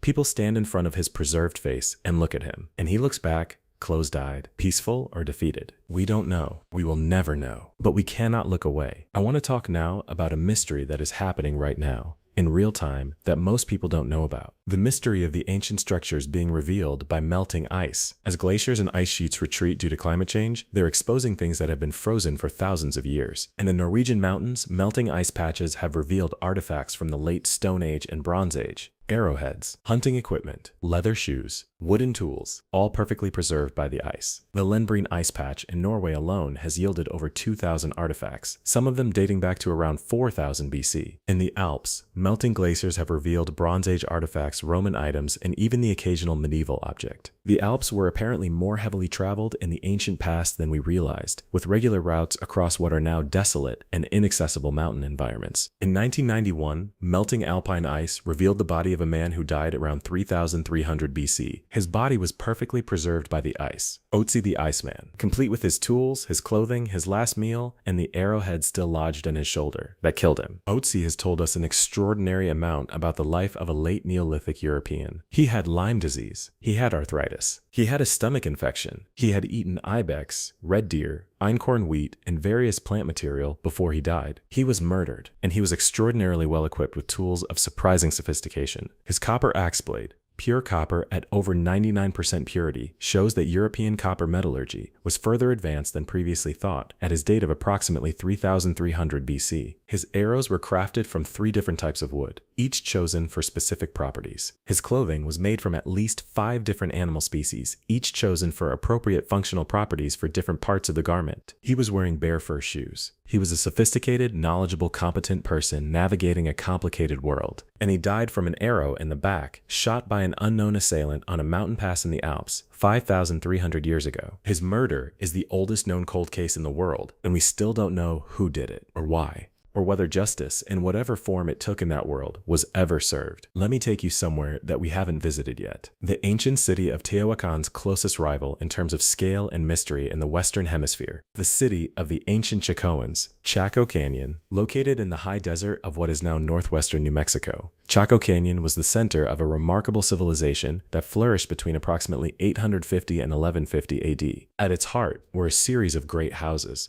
enormous stone structures built with a level of architectural refinement that was unprecedented in the American Southwest. Pueblo Bonito, the largest of the Chacoan great houses, is a D-shaped structure 4 stories tall, containing at least 650 rooms and 33 kivas, circular ceremonial chambers. It was one of the largest buildings in North America until the late 19th century. The Chacoans built in a style called core and veneer masonry, where a core of rough stone was faced with carefully selected and arranged stone veneer. The different styles of veneering used at different periods create distinctive banded patterns in the walls that are both aesthetically striking and structurally sophisticated. But the most extraordinary thing about Chaco Canyon is not the buildings, it's the roads. The Chacoans built a network of roads radiating out from Chaco Canyon in all directions, stretching for hundreds of miles. The roads are wide, up to 9 meters in some places, absolutely straight for remarkable distances, cutting through terrain rather than following it. They cross arroyos on stairways, cut into the rock. They continue even when there's nothing at the other end. Some roads appear to point at nothing, to lead nowhere. And the roads were built in a society without wheeled vehicles, without draft animals. The Chacoans had no horses,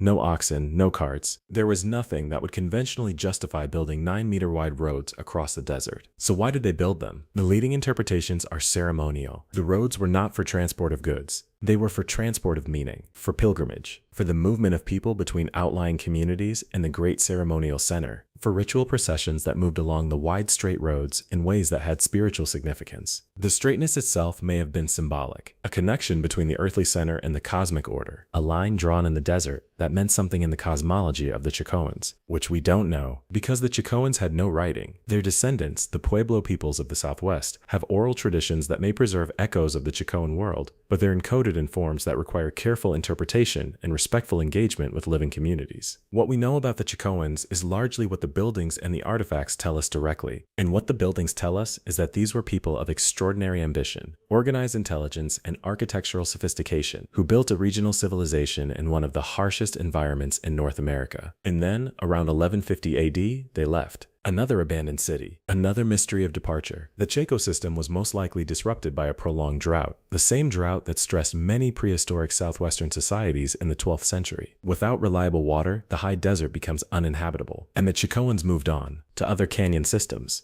to the rivers, to the communities that would become the ancestors of the modern Pueblo peoples. They didn't vanish. They adapted. They survived. They are still here. And their ancestors' great buildings still stand in the canyon, slowly returning to the desert that shaped them. Let's talk about something that bridges the ancient and the modern in an uncomfortable way. The mystery of ancient pandemics. Because the modern experience of a global pandemic makes us look back at ancient disease events with new eyes. The Antonine Plague, which swept through the Roman Empire between 165 and 180 AD, killed an estimated 5 million people. Some estimates run higher. It was probably smallpox or measles, introduced to a population with no prior immunity. The plague preceded a century of cascading crises in the Roman world that many historians connect to the demographic and economic disruption it caused. The plague of Cyprian, which struck the Roman Empire between 249 and 262 AD, may have been even more destructive. At its peak, it's reported to have been killing 5,000 people a day in Rome alone. The empire emerged from it weakened, smaller, more stressed. And then there was the Justinianic plague, the first well-documented pandemic of Yersinia pestis, the bacterium we know as bubonic plague, which struck the Byzantine Empire between 541 and 549 AD. It killed an estimated 25 to 50 million people, roughly 1/4 to 1/2 of the population of the Roman world. The Justinianic plague may have played a significant role in the ultimate failure of the Eastern Roman Empire's attempt to reconquer the Western Mediterranean under Justinian. Armies depleted, tax bases collapsed, urban populations reduced. The political and military ambitions of an empire crashed by a bacterium too small to see. And before all of these, ancient DNA evidence from prehistoric cemeteries has revealed that Yersinia pestis was present in human populations as far back as 3000 BC. Bronze Age bubonic plague, circulating among the expanding populations of Neolithic Europe, perhaps contributing to the dramatic population changes visible in the ancient DNA record of the Bronze Age transition, perhaps connected to the replacement of Neolithic European populations by incoming steppe pastoralists. Disease and migration and population replacement all tangled together in the ancient genetic record. We live in a world that knows what it's like to have civilization disrupted by a pandemic. We now understand, viscerally, what the ancient records were describing when they talked about plagues that emptied cities and left fields unplanted and broke the rhythms of daily life. We understand it in a way that previous generations of historians who only read about it could not. And that understanding changes how we read the past, changes how we evaluate the evidence of ancient collapse, how we reckon with the role of biological catastrophe in shaping civilizational trajectories. The ancient plagues are not just historical curiosities. They are blueprints, templates for understanding how microbial events can reshape the arc of human civilization. Temples we can now read with new eyes. Let me go to a corner of the ancient world that rarely gets discussed in popular treatments of ancient mysteries. The ancient cultures of the Pacific. The Polynesian peoples achieved something that still defies easy explanation. They settled virtually every habitable island in the vast Pacific Ocean, using nothing but outrigger canoes, star knowledge, wave pattern reading, and bird behavior interpretation. They found Hawaii, the most isolated island group on Earth, lying more than 2,000 miles from the nearest continental landmass. They found Easter Island, sitting in the middle of the South Pacific with nothing nearby. They found New Zealand, the last large landmass on Earth to be inhabited by humans, reaching it approximately 700 years ago. And they may have made contact with South America, trading plants and possibly people with indigenous South American cultures, centuries before European ships began their own Pacific crossings. The Polynesian navigation system is one of the most sophisticated non-instrumental navigation systems ever developed. Polynesian navigators, called wayfinders, memorized the rising and setting positions of approximately 220 stars and use them as a compass rose. They read the patterns of ocean swells, which are generated by distant storms and travel consistent paths across the ocean, as indicators of direction even on cloudy nights when stars were invisible. They use the behavior of birds, the patterns of phosphorescence in the wake, the temperature of the water, the shape of clouds over islands before the islands became visible, all as navigational information. A skilled Polynesian wayfinder was a living instrument of extraordinary sensitivity and calibration, carrying in their memory and perception everything needed to cross thousands of miles of featureless open ocean and find a specific island. And they did it, repeatedly, deliberately, as organized voyages of exploration and settlement. The Polynesian expansion across the Pacific is the greatest feat of navigational exploration in human history. Greater, by the metrics of distance and difficulty and isolation than any European voyage of exploration. And it was done by people who left no written records, whose knowledge lived in navigators, in chance, in cosmological systems encoded in stars and waves. Most of that knowledge was disrupted by European colonization, by the death of traditional navigators, by the introduction of technologies that made traditional wayfinding seem unnecessary. But it wasn't lost entirely. There are master wayfinders alive today, on Setawal in Micronesia, in Hawaii, where a revival of traditional navigation began in the 1970s, with the construction of a traditional double-hulled voyaging canoe called Hokulea that has since sailed to every corner of Polynesia, using only traditional navigational methods. The Pacific navigational tradition is alive, diminished, fragmented, but alive. And the mystery it presents is not just navigational. It's philosophical. What does it mean to carry a map of the entire Pacific in your mind? To know the sky so well that you never get lost on the largest body of water on Earth? To be so attuned to the ocean that its movements speak to you in a language of direction? It means something about the relationship between human intelligence and the natural world that we have largely traded away for instruments and algorithms. Not because instruments and algorithms are bad, they're extraordinary, but because in trading one kind of knowing for another, we lost something. Something about being present, something about reading the world directly, something about being part of nature rather than standing outside it with devices. The ancient navigators of the Pacific had that thing in abundance, and they crossed the largest ocean on Earth with it. Now let me bring you to one final mystery before we make our closing journey. The mystery of ancient catastrophic events recorded in mythology. We've talked about the flood myths, about the sea level rise at the end of the last ice age, but there are other catastrophic events encoded in ancient mythology that deserve attention. The ancient Greek myth of Phaethon describes a young man who drives the chariot of the sun across the sky and loses control, sending it veering too close to the earth, scorching the land and causing fires before Zeus strikes him down with a lightning bolt to prevent further destruction. Some researchers have interpreted this myth as a cultural memory of a cosmic impact event, possibly related to the Younger Dryas impact hypothesis. The sight of a fireball, or multiple fireballs crossing the sky, causing fires on the ground, would be an event of such overwhelming strangeness and terror that mythologizing it would be the natural human response. The story of Sodom and Gomorrah, the cities destroyed by fire from the sky, has similarly been analyzed in this context. A recent scientific paper proposed that an airburst event, a cosmic body exploding in the atmosphere above the Jordan Valley around 1650 BC, could account for the archaeological evidence of a destruction event at the site of Tal el-Hammam, which some researchers identify with the biblical city of Sodom. Melted pottery, vaporized mud brick, high-temperature minerals, evidence consistent with a superheated blast from above. Whether this was the specific event that inspired the biblical story is speculation, but the combination of physical evidence and mythological record is intriguing. Ancient peoples witnessed things in the sky, comets, fireballs, meteor showers, impacts. They had no framework for understanding these as natural phenomena. They interpreted them as divine interventions, as the anger of gods, as punishments for human wickedness. They encoded those interpretations in myths that were preserved and transmitted across generations. And those myths, now being read alongside the physical evidence of ancient cosmic events, are starting to reveal a history of Earth-cosmos interactions that we're only beginning to understand. The sky was not always safe. The ancient record, in both the geological and mythological forms, suggests a past in which the sky periodically delivered catastrophe. Fire from above, climate disruption, the rearrangement of the human world. And the people who survived those events remembered them in the only ways they could. In story, in myth, in the eternal human instinct to make meaning from terror, to take the inexplicable and put it in narrative form, to give the cosmic event a story, a character, a lesson, so that the next generation would know, would remember, would be ready, even if they didn't know exactly what they were being ready for. That is what mythology is, at its deepest level. Not fantasy, not wishful thinking, not primitive science. It is wisdom preserved in the only vessel robust enough to survive thousands of years. Story. The ancient stories are trying to tell us something, and the longer we listen, the more we hear. This has been an extraordinary journey. We have crossed 12,000 years and 6 continents. We have stood inside monuments and beside mysteries. We have held questions that have no clean answers. We have looked at evidence that doesn't fit our assumptions and sat with the discomfort of not knowing, and that discomfort is valuable. It is precisely the discomfort that keeps the inquiry alive. The moment we stop being uncomfortable with what we don't know is the moment we stop being scientists, stop being thinkers, stop being the species that looked up at Göbekli Tepe and said, what is this and how did it get here and what does it mean? Ancient mysteries are invitations to stay in the question,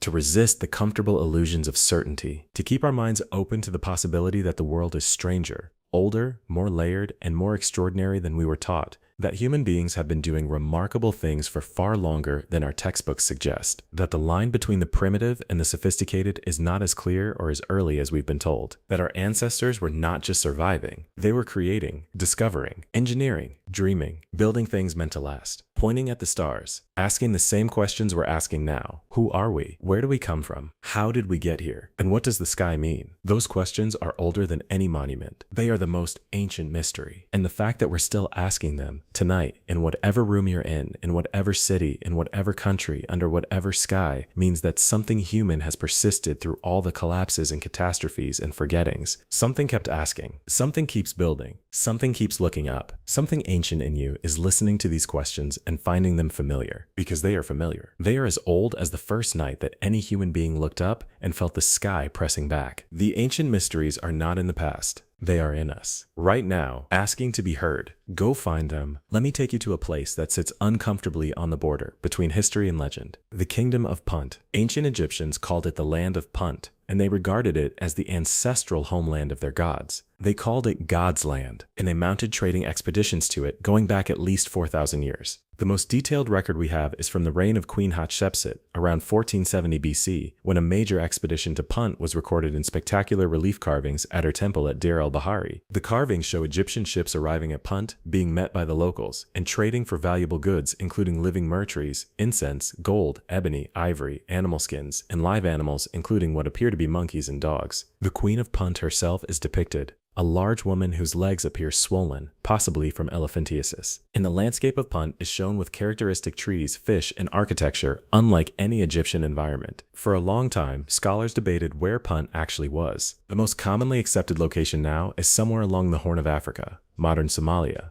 Eritrea, Ethiopia, or possibly the coast of Yemen, but the exact location has never been definitively established. What's mysterious about Punt is the Egyptian relationship with it. It wasn't just a trading partner, it was sacred. The goods from Punt were not luxury items in the ordinary sense. They were holy things. The incense was burned in temples, the myrrh trees were planted in temple gardens, the exotic animals graced sacred spaces. Punt was the source of the raw material of the divine. And then, around 1000 BC, the trade expeditions to Punt seemed to stop. The records dry up. Why? Did Punt change? Did Egypt lose the navigational knowledge to reach it? Did political disruption close the route? We don't know. Punt retreats into legend, and eventually, in later antiquity, even the memory of its location was uncertain. The kingdom of Punt is a lost world. Not lost in the sense that the civilization collapsed, but lost to the historical record. Gone so thoroughly that we can't find it even when we know it exists. There are trading partners in the ancient world that we've lost track of entirely. Punt is just the most famous one, because Egypt wrote about it so extensively. And still, the location remains a matter of scholarly debate, which tells you something about how much of the ancient world we are still, even now, unable to locate with certainty. Let's talk about something that is relatively recent in archaeological terms, but still baffling. The Yonaguni underwater formation we visited earlier is not the only potentially man-made structure sitting underwater near Japan. There are similar formations, platforms, and possible walls visible on the seafloor near the Japanese islands of Kurama and in other locations around the Ryukyu archipelago. And the debate about natural versus man-made that surrounds Yonaguni applies to these sites as well. But there's a broader point here that goes beyond any specific site. The majority of the continental shelves around the world have not been systematically surveyed for archaeological evidence. We have mapped the Moon and Mars in more detail than we have mapped the shallow seafloors of our own planet. The shallow coastal areas, from the shoreline out to the edge of the continental shelf, represent the most likely locations for ancient human habitation that is now underwater. These are the areas with the best soil, the best access to both marine and terrestrial food sources, the most moderate climate. These are where ancient civilizations built, and these areas are now submerged, often under depths of water between 10 and 200 meters, depths that are challenging but not impossible to survey. The technology to do systematic underwater archaeological surveys of continental shelves exists. What's lacking is the funding, the coordination, and perhaps the willingness to open a question that, if it produces the kinds of results the fragmentary existing evidence hints at, would require a fundamental rethinking of the human timeline. The question of what lies on the submerged continental shelves of the world is one of the great unanswered archaeological questions of our time, and it remains largely unasked, because asking it risks answers that are inconvenient, that disrupt established frameworks, that require starting over. And starting over is always harder than continuing. But the ocean holds its secrets regardless of whether we're ready to hear them. And sooner or later, the technology will advance enough and the curiosity will overcome the institutional inertia, and we will look. And what we find may require everything to be reconsidered. There's a mystery that lives in the patterns of ancient cities: urban planning. When we look at the early great cities of the ancient world, we find something remarkable. Grid planning, streets laid out at right angles,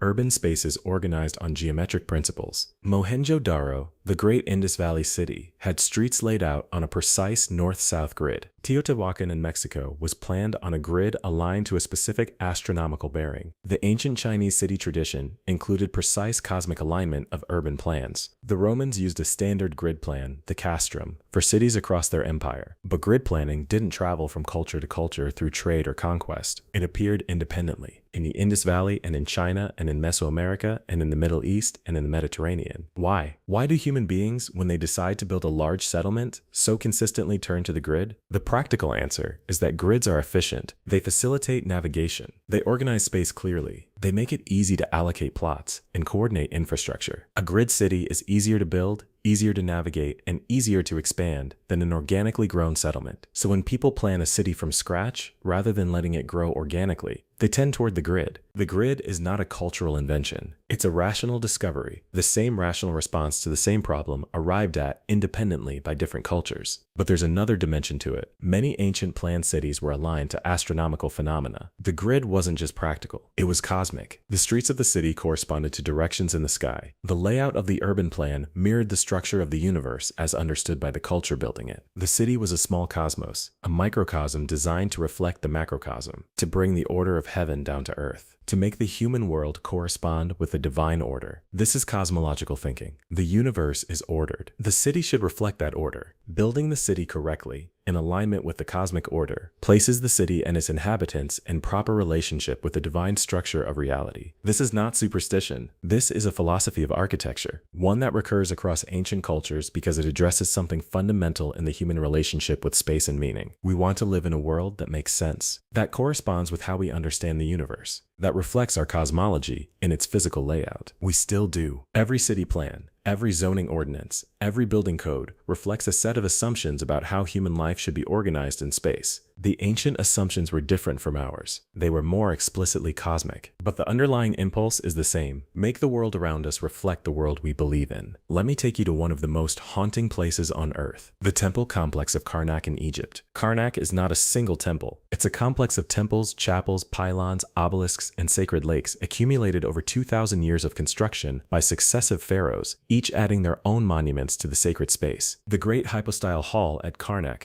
built primarily during the reigns of Seti Besh and Ramesses II in the 13th century BC, is one of the most overwhelming architectural spaces ever created. It covers approximately 5,000 square meters. It contains 134 massive sandstone columns, some of them over 24 meters tall, and wide enough that 10 people holding hands couldn't encircle them. The hall was originally roofed. In the dark of that covered space, surrounded by painted walls and colossal columns, lit by oil lamps and the filtered light from clerestory windows, the effect must have been extraordinary. Not just impressive, not just grand. Overwhelming. Existentially overwhelming. The scale of the columns, dwarfing human beings, literally placing you in the position of an ant in a forest of stone trees, each one painted with gods and pharaohs and hieroglyphic text, creates an experience of the cosmic that no modern building quite achieves. The hypostyle hall was designed to make you feel small, to make you feel that you were standing in the presence of something infinitely larger than yourself, to make the gods feel real and immediate and physically present in the stone and paint and shadow and light. That was the architectural goal, and it works. It still works even now when the roof is gone and the paintings are faded and the lamps are replaced by sunlight. Even now, walking through the hypostyle hall at Karnak, between those titanic columns, you feel something. A kind of diminishment that is not humiliation but awe. The recognition that human scale is not the only scale. That there are things, forces, realities larger than the human. And that sometimes it's important to be reminded of that. The ancient Egyptians built reminders in stone. Stone large enough that no human lifespan, no historical period, no civilizational collapse could easily erase them. And 4,000 years later, the reminders still stand. Still working, still making people feel small and wondering and grateful. There's an ancient mystery that connects Egypt, Mesopotamia, and Greece that most people don't know about.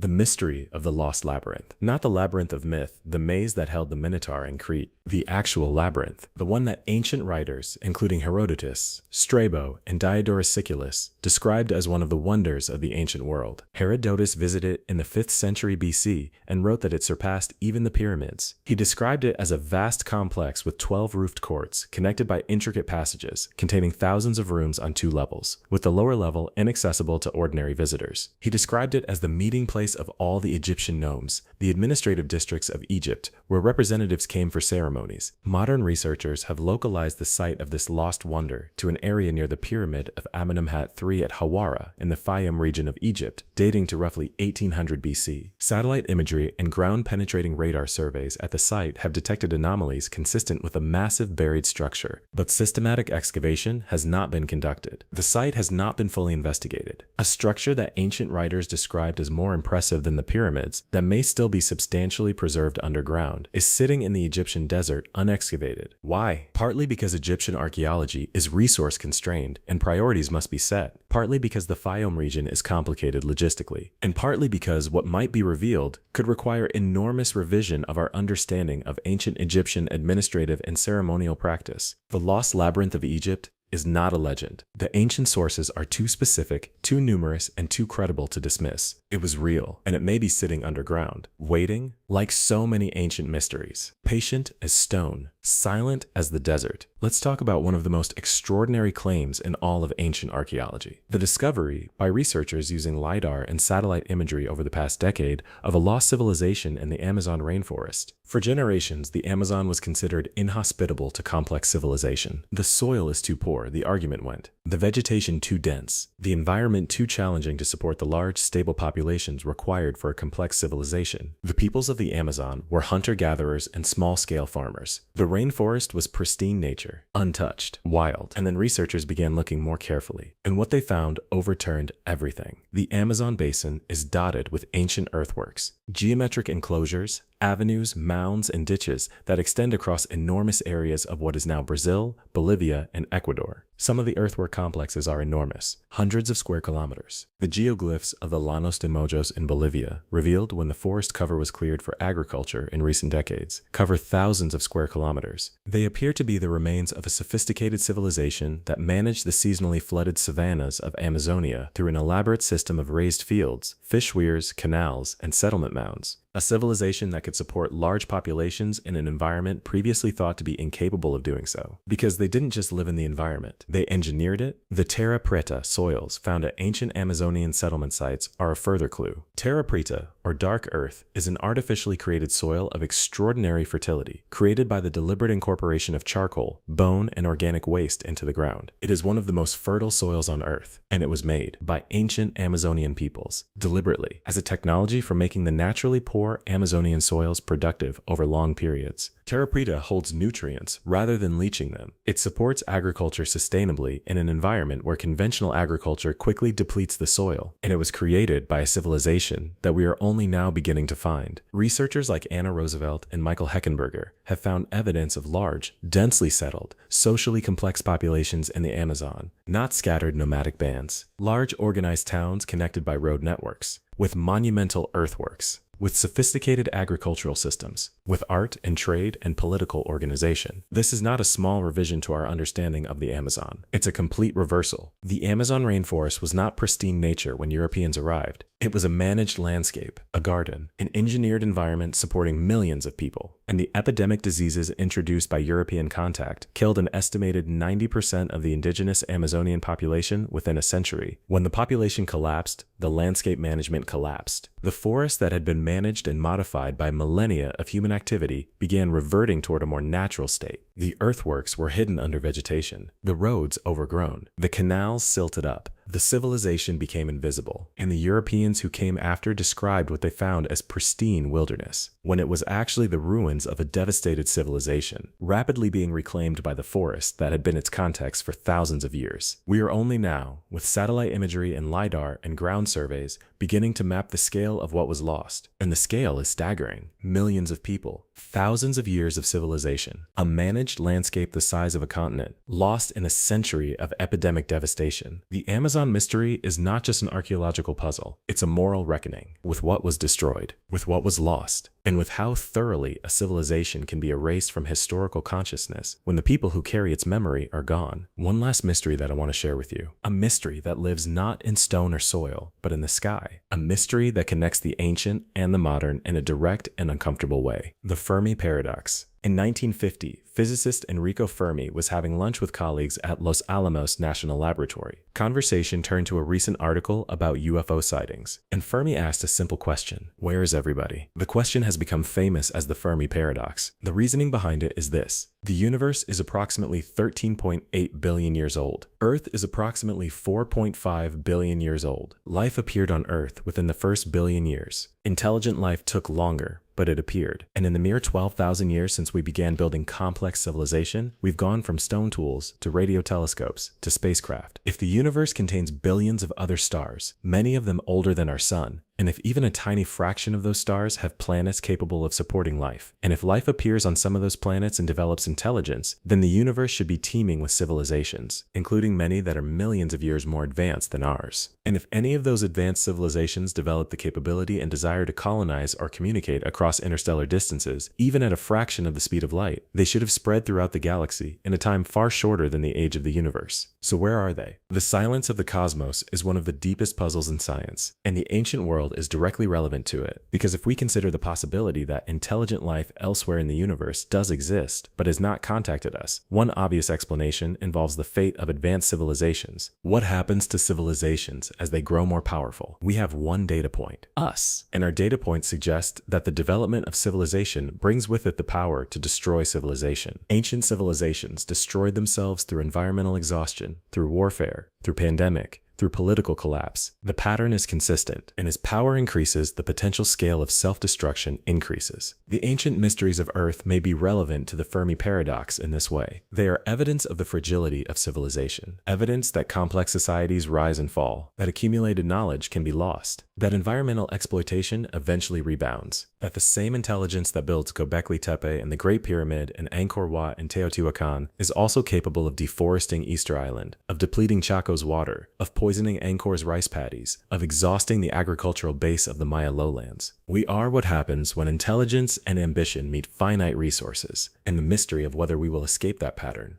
whether we will be the civilization that learns from the ancient record and manages what others exhausted, is the most important mystery of all. More important than who built Göbekli Tepe, more important than how the pyramids were constructed, more important than what the Voynich manuscript says. The question of what we do with the knowledge of the ancient past, whether we learn from it or whether we repeat it, is the mystery that we are living inside right now. The ancient mysteries are not puzzles to be solved and set aside. They are warnings, testimonies from civilizations that rose and fell, that built and abandoned, that burned bright and went out, leaving only stone and silence, and the questions we are still asking. We are the inheritors of all of it, the achievements and the failures, the glory and the collapse, the temples and the ruins, and the choice, which is ours alone to make, of which part of the ancient pattern we intend to continue. That is the final ancient mystery, and it is not ancient at all. It is alive, right now, in every decision we make about how we treat this planet and each other, and the knowledge we have accumulated and the future that is depending on us to get this right. The ancient builders are watching, from their temples and their ruins, from the bottom of the sea and the depth of the desert, from the stars they spent their lives trying to understand. And they are asking us, in the only language they have left, the language of stone and silence: what are you going to do with what we built? What are you going to do with what we left you? What kind of world are you building? And will it last? Let me tell you about the ancient mystery of number. Not mathematics in the abstract sense we explored earlier, but number as a sacred reality. Because ancient cultures across the world treated certain numbers not just as quantities, but as fundamental properties of the universe. The number 3. 3 appears in ancient sacred traditions with extraordinary consistency. The Christian Trinity, the Hindu Trimurti of Brahma, Vishnu, and Shiva, the threefold death of the European bog sacrifices, the 3 pillars of the Celtic world: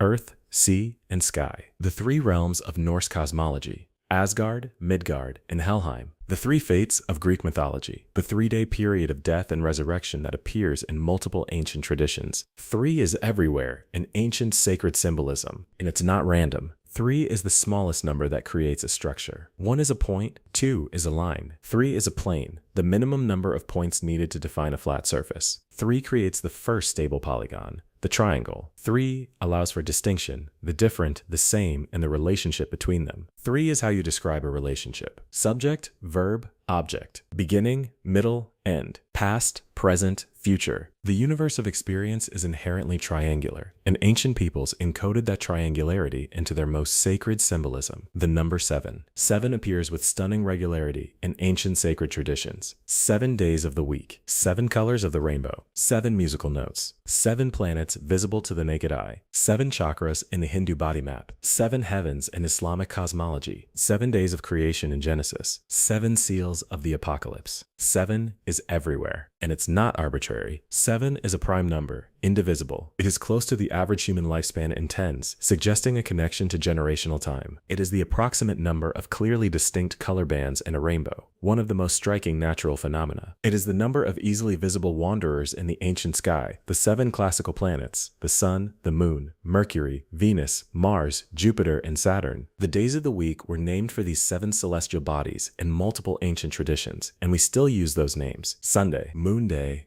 Monday. Tuesday, Tiwaz Day, named for the Germanic equivalent of Mars. Wednesday, Woden's Day, Woden being the Germanic equivalent of Mercury. Thursday, Thor's Day, the equivalent of Jupiter. Friday, Frigg's Day, the equivalent of Venus. Saturday, Saturn's Day. Every time you name the day of the week, you are invoking the 7 classical planets and names that have survived more than 2,000 years. The ancient astronomical world is present in our most mundane daily convention. That's the persistence of ancient mystery. Not in ruins, not in artifacts, but in the words we use so casually that we've forgotten what they mean. The number 12, 12 months in the year, 12 signs of the zodiac, 12 Olympian gods, 12 apostles, 12 tribes of Israel, 12 hours of day, and 12 of night. 12 is the number of lunations, approximately in a solar year. The moon completes roughly 12 full cycles as the earth completes one orbit of the sun. The division of the year into 12 parts is cosmic, based on observation, on the rhythm of the sky, and every civilization that watched the sky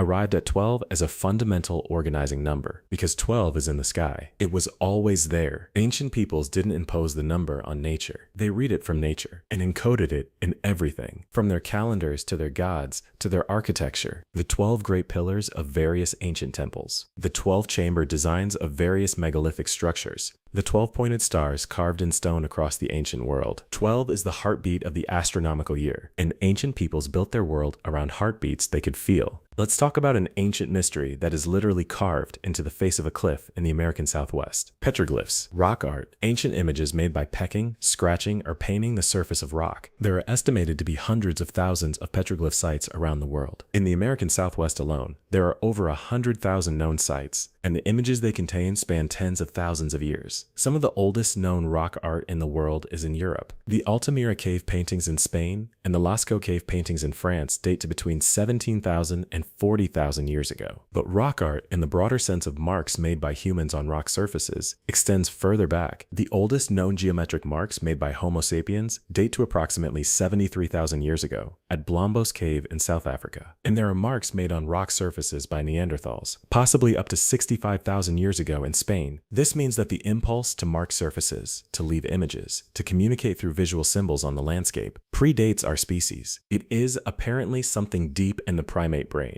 The need to mark, to leave evidence of presence, to communicate. What were the petroglyphs communicating? The interpretations are diverse and often contested. Some appear astronomical, spirals that track the sun's annual movement, grid patterns that may be star maps, hands and feet placed at specific locations for specific reasons. Some appear to be territorial markers. Some are almost certainly narrative, stories told in images. Some may be visionary, images produced during altered states of consciousness and recording what was seen in those states. The shamanic interpretation of prehistoric rock art, developed by David Lewis Williams in his work on sand rock art in southern Africa, proposes that much ancient rock art was produced by shamans in trance states and records the visual phenomena of the trance experience, patterns of geometric phosphenes produced by the optic system in certain states, animals that transition between realistic depiction and abstract merging, humans with animal characteristics, the shaman in transformation. This interpretation has been applied to rock art beyond southern Africa with varying degrees of scholarly acceptance. But what's compelling about it is that it takes the ancient artist seriously. It doesn't treat rock art as idle doodling. It proposes that ancient rock art was a systematic record of systematic experience, that the ancient mind was exploring inner landscapes the way we explore outer ones, and recording what it found in the most durable medium available. Rock, some of those records have survived 40,000 years. We're still looking at them, still trying to understand what they were telling, still, in a very real sense, receiving transmissions from the deepest past, from minds that were exactly like ours, reaching across 40 millennia to show us something they saw. Let me tell you about one of the most startling pieces of ancient technology ever found. The Baghdad battery is controversial, but there's a piece of ancient optical technology that is not controversial at all. The Visby lenses. Found in a Viking Age burial site on the Swedish island of Gotland, the Visby lenses are a collection of sophisticated crystal lenses dating to approximately 1000 AD. These rock crystal lenses were so precisely ground that when modern opticians examined them in the 1990s, they found that the optical quality was nearly perfect. The focal length was precise. The surface curvature was consistent. The clarity was exceptional. The Visby lenses are, by any modern optical standard, excellent lenses. They were ground from rock crystal to a quality that wasn't routinely achieved in European lens making until the 17th century. 600 years later, who made them? How? With what tools? The grinding of a precision optical lens requires understanding of both the geometry of refraction and the practical technique of working crystal to exact curvature. It is not a primitive craft. It is a sophisticated optical art, and it was being practiced in Viking Age Scandinavia at a level that European optics wouldn't routinely achieve again for 6 centuries. Were the Visby lenses local products? Were they imported? Were they part of a broader optical tradition of which we've lost most of the evidence? We don't know. The Visby lenses are there. Perfect, 1,000 years old, and entirely unexplained. Another piece of the pattern, another data point in the accumulating evidence that the technological capabilities of the ancient world